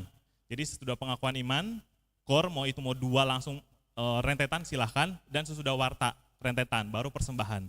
Sehingga jemaat pun kita bisa buat untuk mereka tuh benar-benar mengikuti dari lagu pertama sampai pengakuan iman itu benar-benar fokus kepada Tuhannya. Baru sesudah itu dia masuk ke dalam sesi tadi yang horizontalnya, nyanyi persembahan pujian, warta, dan warta itu kan juga terkait dengan bagaimana horizontal gitu. Nah itu baru ditutup khotbah dan selanjutnya. Itu mungkin menurut saya itu cukup membuat kita bisa fokus untuk beribadah karena tidak ada interupsi. Karena melihat orang banyak bergerak sana sini pun sebenarnya juga mengganggu dari selanjutnya. Dalam ibadah sendiri kan tadi bernyanyi itu juga sangat bagian yang juga cukup krusial ya Mang ya, untuk membangun suasana senyap gitulah dalam beribadah. Tapi terkadang kan kita tidak, kalau song leader latihan, para gendanya nggak ikut latihan kan Amang gitu. Kadang ada lagu-lagu yang mungkin terbiasanya nyanyinya tuh temponya cuma 3 ketuk, padahal di ketukan biramanya tuh 4 ketuk titiknya. Duluan lah tiba masuk liturgisnya. Kalau di gereja-gereja saya sebelumnya Amang, kalau liturgis tidak ikut dalam latihan, ya dari soundman matikan suara. Kalau dia pengen nyanyi, soundman mematikan suara di saat bernyanyi. Saat selesai bernyanyi, silakan dihidupkan. Nah, biasanya kayak gitu. Karena kita tidak juga mau melarang sintua untuk bernyanyi kan Amang, tapi di bagian belakang lah yang harus kontrol supaya apa yang dilatih sama musik dan juga song leader tidak menjadi sia-sia karena suaranya itu masuk gitu, kalau misalnya dihidupin gitu Amang. Nah, itu yang mau jadi masukan. Sama paling terakhir untuk kita pemusik dan juga song leader, kita juga perlu dibekali bagaimana teknik menggunakan mic. Karena terkadang ada lagu-lagu yang nadanya terlalu tinggi, kita juga sama-sama aja gitu pemakaian mikrofon. Dan kadang settingan satu mic dengan mic lain berbeda. Nah, kita juga harus paham bagaimana cara menggunakan itu. Dan paling terakhir adalah dua terakhir, kita juga song leader juga harus punya pakem Mamang terkait bagaimana lagu-lagu doksologi kita. Haleluya, doa persembahan, Bapa kami dan amin amin. Itu temponya seperti apa tuh harus punya ketentuan dan kita harus firm masalah itu. Jadi kalau di sini saya lihat kayak haleluya kan kalau Amang bilang tadi di votum kan Amang ada pesan dari Allah terhadap kita dan kita sambut dengan haleluya. Harusnya haleluya bukan melo, tapi itu harus semangat karena kita menyambut dari kehadiran Tuhan. Nah, itu hal-hal yang kayak gitu kita perlu dibekali untuk di tim musik dan juga song leader supaya satu warna semua. Dan terakhir adalah kita punya live streaming. Harapannya untuk kita teman-teman song leader dan juga pemusik, ayo selesai pelayanan putar kembali. Supaya kita tahu kualitas suara kita itu seperti apa sih. Karena kalau saya bilang mikrofon kita di YouTube itu sangat-sangat jujur. Jadi kalau suara kita itu tidak vokalnya nggak bulat ataupun cempreng, itu sangat terlihat di YouTube kita. Jadi selesai ibadah, tolong diputar lagi. Kalau ada yang salah, ayo kita transformasi cara vokal kita, gitu ya Mang. Itu aja dari saya Mang, terima kasih.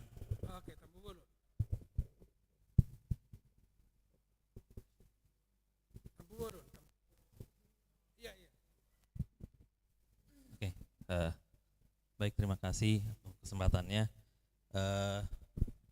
Jadi mungkin ini apa yang ingin saya sharingkan ini ya berkaitan juga dengan yang disampaikan oleh Abang Simar Mata tadi sama Abang Seaan juga, yaitu terkait untuk kesiapan dari pemusik dan song leader gitu. Ya mungkin sedikit sharing, saya sendiri di sini kan ya bisa dibilang pendatang ya. Saya baru mulai terdaftar jadi song leader itu mungkin di 2023, jadi baru sekitar 2 tahun.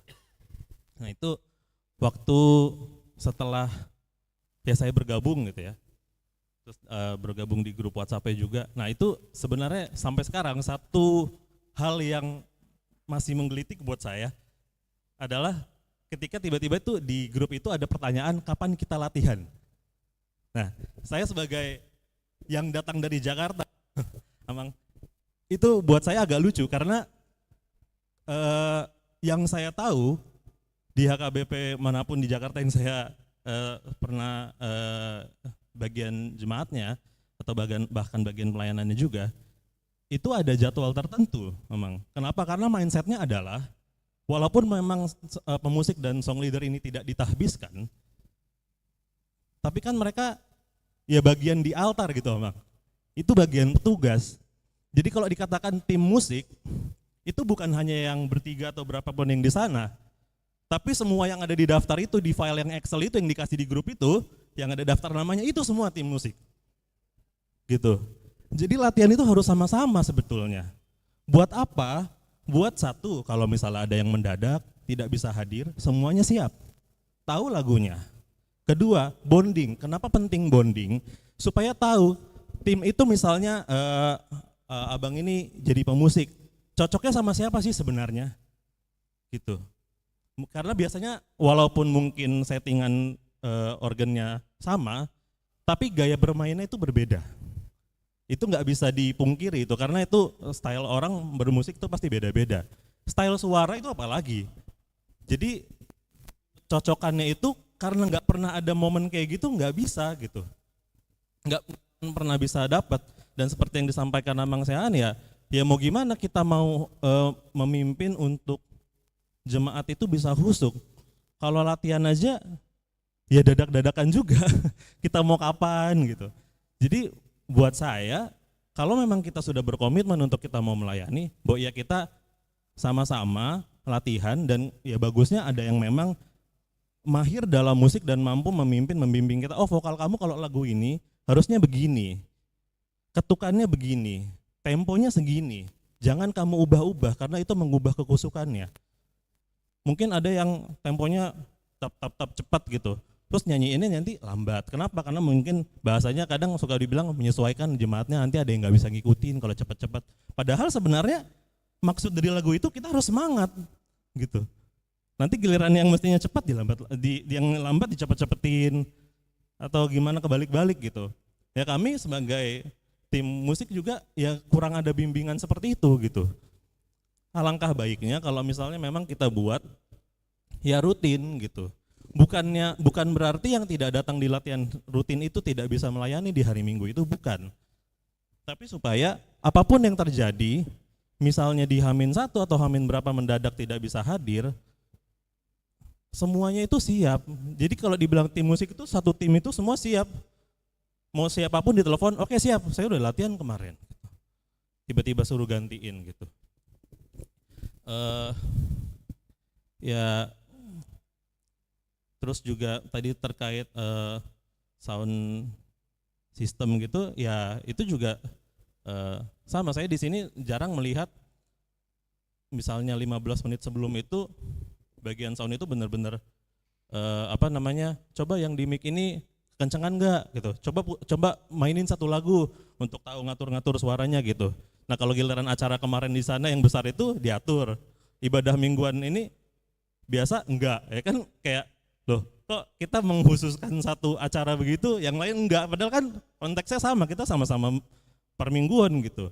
Jadi maksud saya tuh kita harus membiasakan diri jangan sampai jadi ada double standar, giliran ada ibadah khusus heboh kita, giliran ibadahnya enggak khusus cuek-cuekan kita, latihannya ogah-ogahan, datang juga telat gitu. Seperti ya saya juga bukannya saya setiap saat tepat waktu, enggak, cuman maksudnya biasanya yang saya lihat itu, yang saya agak kaget di sini juga dulu awal-awal ini saya duduk sebagai jemaat, ini pemusiknya mana sih bilang 8.30 nggak ada orangnya. Sedangkan kalau di saya waktu gereja-gereja di Jakarta, gereja jam 9, jam 8 kurangnya udah nyanyi-nyanyi, udah kita mau duduk jam berapapun 1 jam sebelum di situ jemaat udah merasa ada kekhusukan di sini gitu. Sudah ada lagu-lagu, mereka sudah mulai menikmati gitu. Ya kalau misalnya yang tadi Amang sampaikan harus mempersiapkan hati dan ini, ya gimana orang ininya aja nggak ada, nggak ada. Maksudnya seharusnya kan seperti itu gitu. Bahkan itu bisa dipakai sebagai latihan dan persiapan, jangan hamin satu begitu sampai malam-malam gitu, kadang kan nggak sehat juga gitu. Alangkah baiknya kita mulai sesuatu yang baru. Kalau misalnya ini memang tahun transformasi, ya kita bertransformasi lah. Kita anggap benar-benar yang namanya tim musik itu ya satu tim itu. Kita latihan sama-sama, kita tahu lagu demi lagu itu menyanyikannya bagaimana, sehingga ya yang namanya song leader dan pemusik itu bukan hanya main-main, ya udah siapa, bukan hanya mindsetnya itu bukan orang-orang yang suka rela untuk bertugas di depan situ, bukan. Tapi memang kami itu ada niat untuk melayani gitu loh. Kami benar-benar ingin sama-sama jemaat untuk ya ayo kita nyanyi yang betul yuk sama-sama gitu, supaya ibadah ini husuk gitu, kurang lebih begitu sih ya. Terima kasih. Iya, Amang Jurikser. Minta maaf Amang, terima kasih. Kalau bisa kita yang bertanya dikasih waktu jangan terlalu lama. Karena masing-masing kan ada urusan mau arisan. Jadi saya nggak nyampe 5 menit untuk bertanya. Yang pertama tadi masalah seperti yang dibilang oleh Tampu Bolon, kalau bisa kita di dalam itu jangan bertanya lagi kapan kita latihan. Nah ini tugas dari seksi musik. Maksud saya apakah tidak ada jadwal dari Januari sampai Desember? Supaya ini jelas bahwa setiap song leader sudah ada data-data mereka, kapan mereka mau latihan, kapan mereka gilirannya. Kemudian yang kedua, saya mau bertanya kepada Amang, apakah di dalam gereja itu tidak ada lagu-lagu yang sudah tercantum mulai dari Januari sampai Desember gitu? Jadi misalnya di bulan Agustus lagu apa minggu pertama, lagu apa gitu. Misalnya nomor 235 sampai berapa gitu. Sehingga pada saat kita jadwalnya kita sebulan, mungkin kita jadwalnya bulan September, sebulan kita udah bisa belajar sendiri di rumah sebelum kita latihan di dengan tim di gereja. Terus yang terakhir yang disampaikan oleh Lai Marbun tadi, minta maaf. Kalau misalnya kita song leader di sana itu, kalau memang jemaat sudah tahu kita berhenti, masalahnya ya kan, kalau kita latihan di sana, kita diajari untuk notnya, untuk titiknya itu. Terkadang kan ini jemaat kan sudah tahu bahwasanya lagunya misalnya ini, tapi kan untuk kapan berhenti, kapan titiknya itu kan nggak semua tahu gitu loh Mang. Jadi maksud saya ya tetap kita ada di situ. Nah, itu yang mungkin saya bisa sampaikan. Tolong jadwalnya supaya semua kita yang jadi song leader sampai sekarang ini dan marungut-ungut ya, yang marungut-ungut jadwalnya kita kapan, kok ini aja sih yang selalu melayani, baik itu di musik ataupun di song leader. Jadi mulai dari Januari sampai Desember itu udah jelas siapa yang melayani. Tidak ada kita di sini ini seperti yang tadi disampaikan, wah kita lebih menonjol apa segala macam, tidak. Namanya pelayanan, kita sama-sama melayani, mana jadwalnya kita akan jalankan. Itu yang bisa saya sampaikan. Mulai ate Amang. Masih ada? Cepat lah ya. Ya, Geo. Karena udah banyak yang lapar ini. Piano ngasal. Silakan. Oke baik, terima kasih atas kesempatan yang telah diberikan. Saya izin bertanya lagi Amang. Jadi begini, apakah untuk LCD di bahasa Batak bisa diganti dengan proyektor seperti dulu? Karena di beberapa kasus seperti saat ini, sepertinya untuk penggunaan TV kurang efektif untuk LCD. Karena ukurannya. Dan jadi beberapa jemaat terutama di balkon yang mungkin tidak bawa Alkitab atau Bible, ND, tidak bisa melihat LCD. Itu kalau dari saya.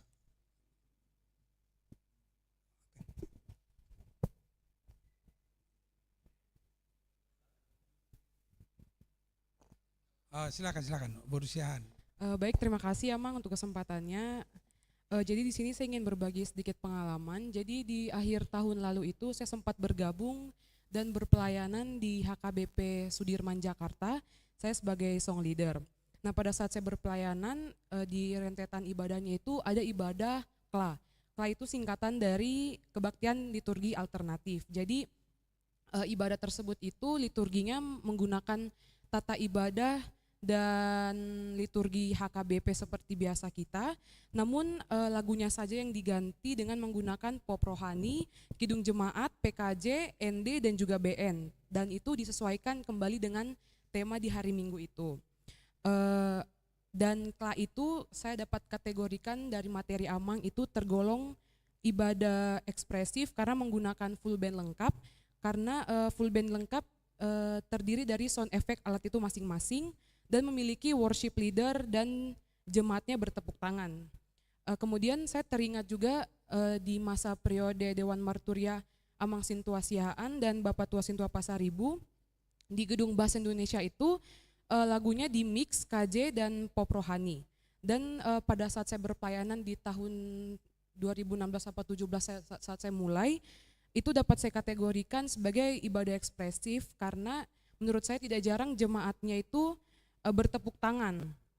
Yang menjadi pertanyaan saya di sini, kan gereja kita di Bahasa Indonesia itu sekarang saat ini sudah kidung jemaat dan kadangkala BN semua.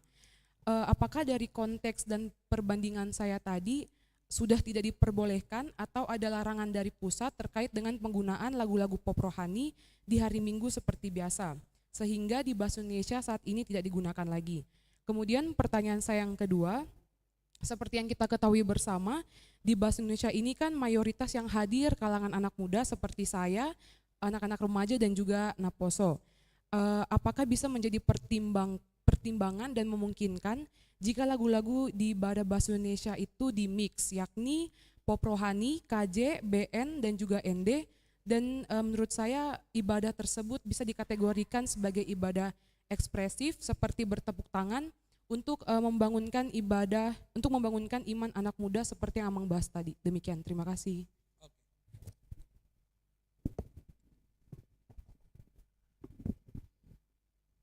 Halo.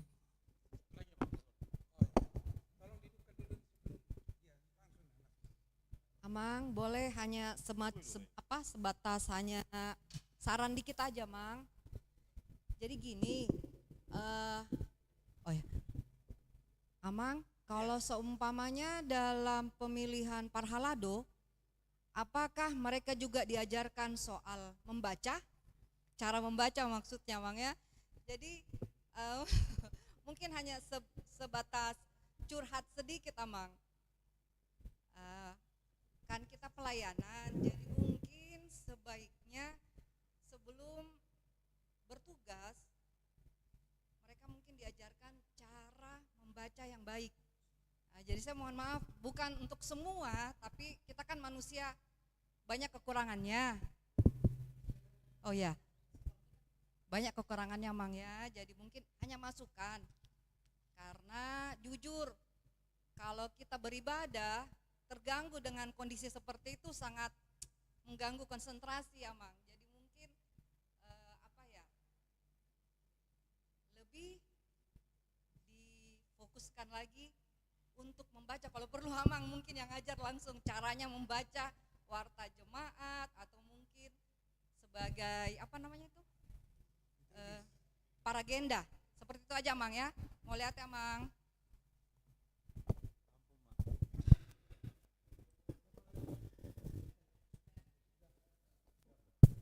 Oke. Singkat-singkat merawalusia teh. Singkat-singkat dulu saya jawab ini. Pertama untuk Amang Marbun, penerima tamu. Ya memang mari kita dengarkan usulan pikiran dari Amang Marbun itu salah satu poin tadi kita katakan. Penerima tamu bukan hanya untuk membagi-bagi acara atau membagi-bagi amplop, tapi memang betul-betul mereka harus menjadi penerima tamu supaya tamu menikmati mau beribadah di gereja HKBP ini. Baru soal nama song leader atau apapun namanya, yang penting kita pahami apa tugasnya. Jadi bagi kita di gereja HKBP itu memandu lagu supaya lagu itu bisa memang satu arah, bisa harmonis di dalam menyanyikan lagu-lagu. Baru yang ketiga tadi apa tadi? Jangan menonjol ya.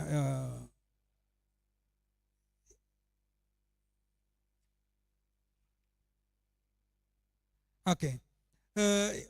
Yang serasa untuk beberapa tentang lagu itu, song leader dan pemusik, itu sebenarnya udah kita sarankan dilakukan lagi untuk pembekalan khusus. Jadi ini apalagi yang dikatakan Simar Mata ini sangat luar biasa masukan untuk seksi musik dan marturia untuk dibekali, dan juga Tampu Bolon. Usulan Tampu Bolon tadi sangat luar biasa untuk bisa membuat pedoman dalam pelayanan, termasuk itu di dalam latihan, persiapan latihan seperti yang dikatakan Amang Judikser, itu udah harus ditetapkan itu latihannya kapan, jelas waktunya. Termasuk juga di dalam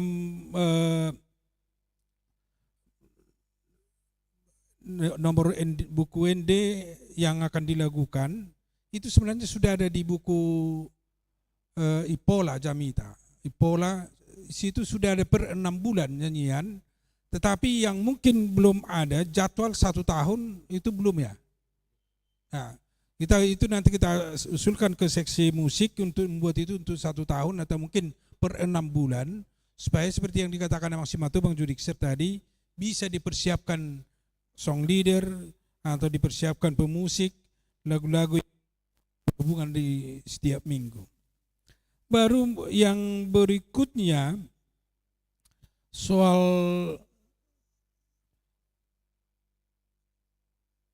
yang dibilang Inang Nyonya Tambunan Wursiman Juntak, memang itu udah kita sarankan Inang, sebelum dia melakukan tugasnya sudah harus belajar membaca. Memang bukan seperti yang mau belajar sekolah lagi untuk membaca, tapi memang itu udah selalu kita sarankan dibaca dulu sebelum dia untuk maragenda maupun sebelum dia membawakan liturgi. Karena membawakan warta jemaat. Karena itu sudah dibagi setiap hari Jumat, dia udah tahu siapa pelayan ini, pelayan itu, udah tahu sebenarnya dia.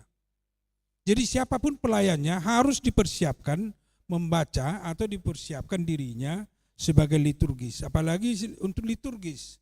Itu udah kita katakan itu presentasi Allah, representasi Allah hadir di dalam ibadah, di dalam pelayanan di tengah-tengah gereja.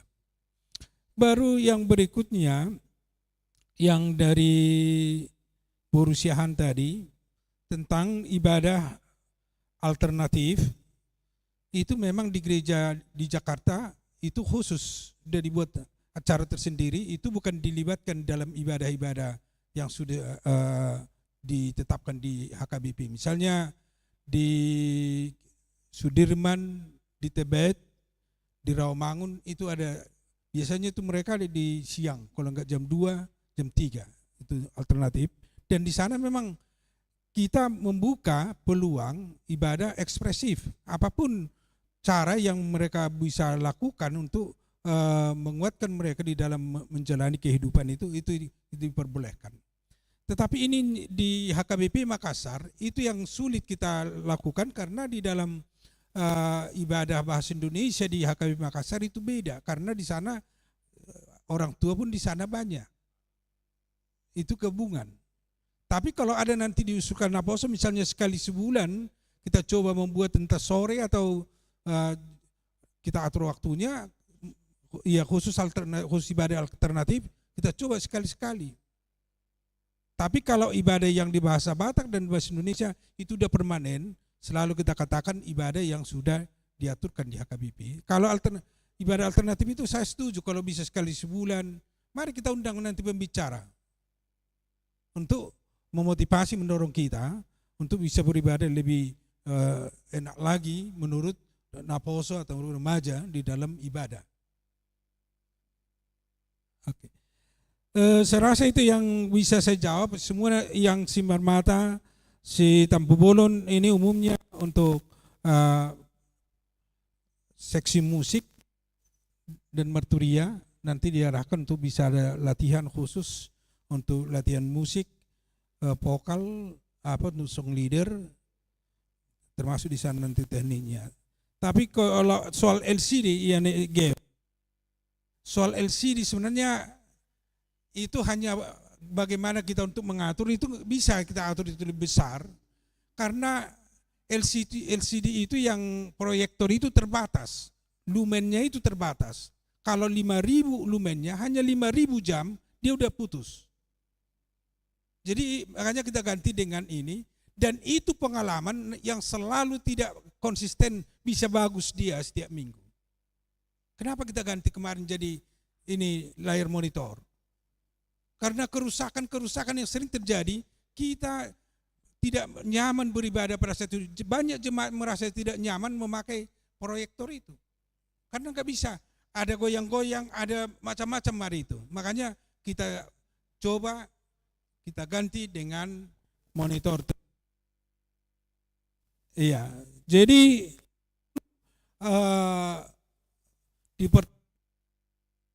kita katakan memang sudah masanya hampir semua gereja sekarang beralih ke monitor. Videotron itu enggak ada mahal kali itu harus kena 500 juta. Nah, kalau ada nanti uang kita 500 juta kita pakai Videotron nanti. Kalau nanti setelah kerja kau nanti ingat kumpulkan untuk Videotron nanti. Iya, itu enggak kalau dia kawin Makassar mungkin mimpi 50 tahun lagi nanti pakai Videotron karena terlalu mahal. Bahkan yang mengoperasikan pun itu harus memang betul-betul profesional. Nah, jadi HKBP sudah banyak membeli, ternyata agak mahal juga, ada memang yang 300 juta, tapi memang agak kecil dia. Tapi yang kalau yang besar seperti yang sering digunakan pemerintah itu sekitar 500 jutaan. Oke, saya rasa itu Amang ya. Ya, pesawat matu moderator. Ya, terima kasih buat Amang Pendeta yang sudah begitu lama tadi menjelaskan kepada kita. Tentu kita sudah banyak tahu lah, bertambah pengetahuan kita tentang ibadah, baik petugasnya, baik urutannya, baik tugas-tugasnya apa, semua tadi udah jelas dijelaskan sama Mang Pendeta. Yang ingin saya tambahkan adalah nanti khusus song leader ya sama pemain musik, ya boleh nanti ada satu, misalnya ada satu jadwal latihan, semua latihan, semua ikut latihan, supaya kita buat kesepakatan di situ, baik kesepakatan untuk pemain musik, baik kesepakatan untuk vokal juga, banyak sebenarnya. Kalau kita mau bahas mungkin satu hari ini nggak selesai. Yang pasti nanti kita jadwalkan.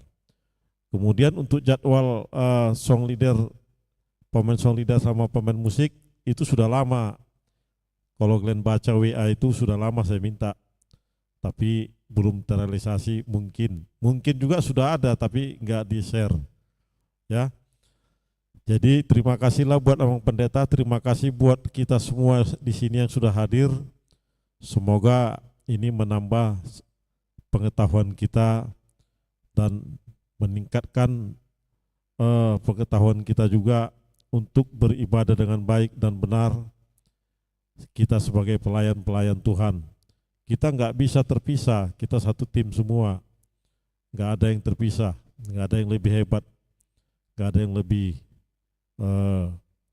menonjol. Yang jelas, yang pasti kita tetap mendukung seorang liturgis, karena liturgislah sebenarnya ibaratnya penguasa lapangan, ibaratnya kita adalah mengikuti dia punya apa maunya dia, itu yang kita ikuti. Itulah kalau ibadah itu. Udah jelas tadi dijelaskan sama Mang Pendeta. Mudah-mudahan ke depan kita bisa lebih meningkatkan lagi pelayanan kita. Mungkin kalau buat song leader dan pemain musik nanti kita ambil waktu secara khusus lah. Mungkin itu aja dari saya. Jadi, Bang. Kalau bisa kami usulkan untuk seksi musik dan juga untuk pelatihan song leader, kalau bisa kita lakukan nanti tanggal 3 Agustus. Seperti ini pulang gereja langsung dibuat pelatihan tanggal 3 Agustus. Kalau bisa ditetapkan seksi musik dan juga marturia khusus. Jadi nggak begitu banyak lagi yang hadir, tapi khusus song leader dan musik untuk bersinergi seperti usul dari Amang Simarmata. Ya, terima kasih sarannya Amang Pendeta, tanggal 30 ya. Nanti kita 3 Agustus. Tanggal 3 Agustus, sorry. Ya. Nanti kita ingat ya. Jadi mungkin itu aja. Ini Mama, kita tutup Mak. Jadi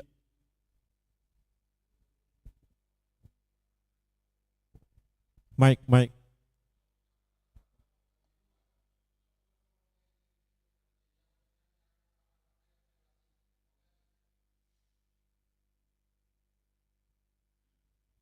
Halo.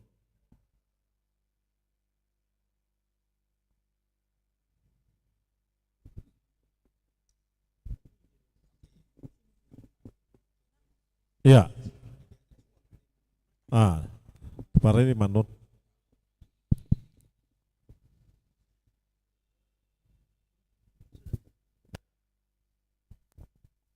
Imara di Parau Mei tu kinarin do Ujo liliku song dan duknya masih naga nong orson do masih naga. Silakan Mama. Jadi kita tutup Mama kan. Baik, supaya kita tutup pertemuan kita, pembekalan kita pada hari ini, kita puji Tuhan dari buku ND nomor 6. Puji Jehovah nasangap. Ya, kita sama-sama menyanyikannya. Puji Jehovah nasangap, marmulia, hamunas dena paroha, naringgas Maria, marpungobe maro molop sude hamu sude manisia pinangida ma tu inang padita bersinaga nelau mamain tang yang penutup.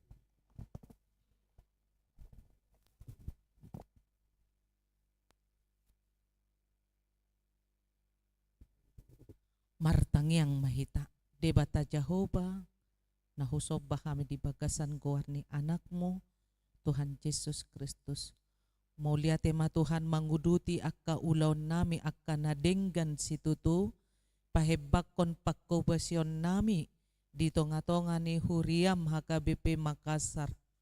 Mulia tema di Amang Padita Resort dohot Dewan Marturia memfasilitasi akka pahebakon pelayanan ni tujuluan ni Arion lamar situtu mahami pauliulihon Huriam asarap pami Tuhan marhubas di bagasan holong ni Roham.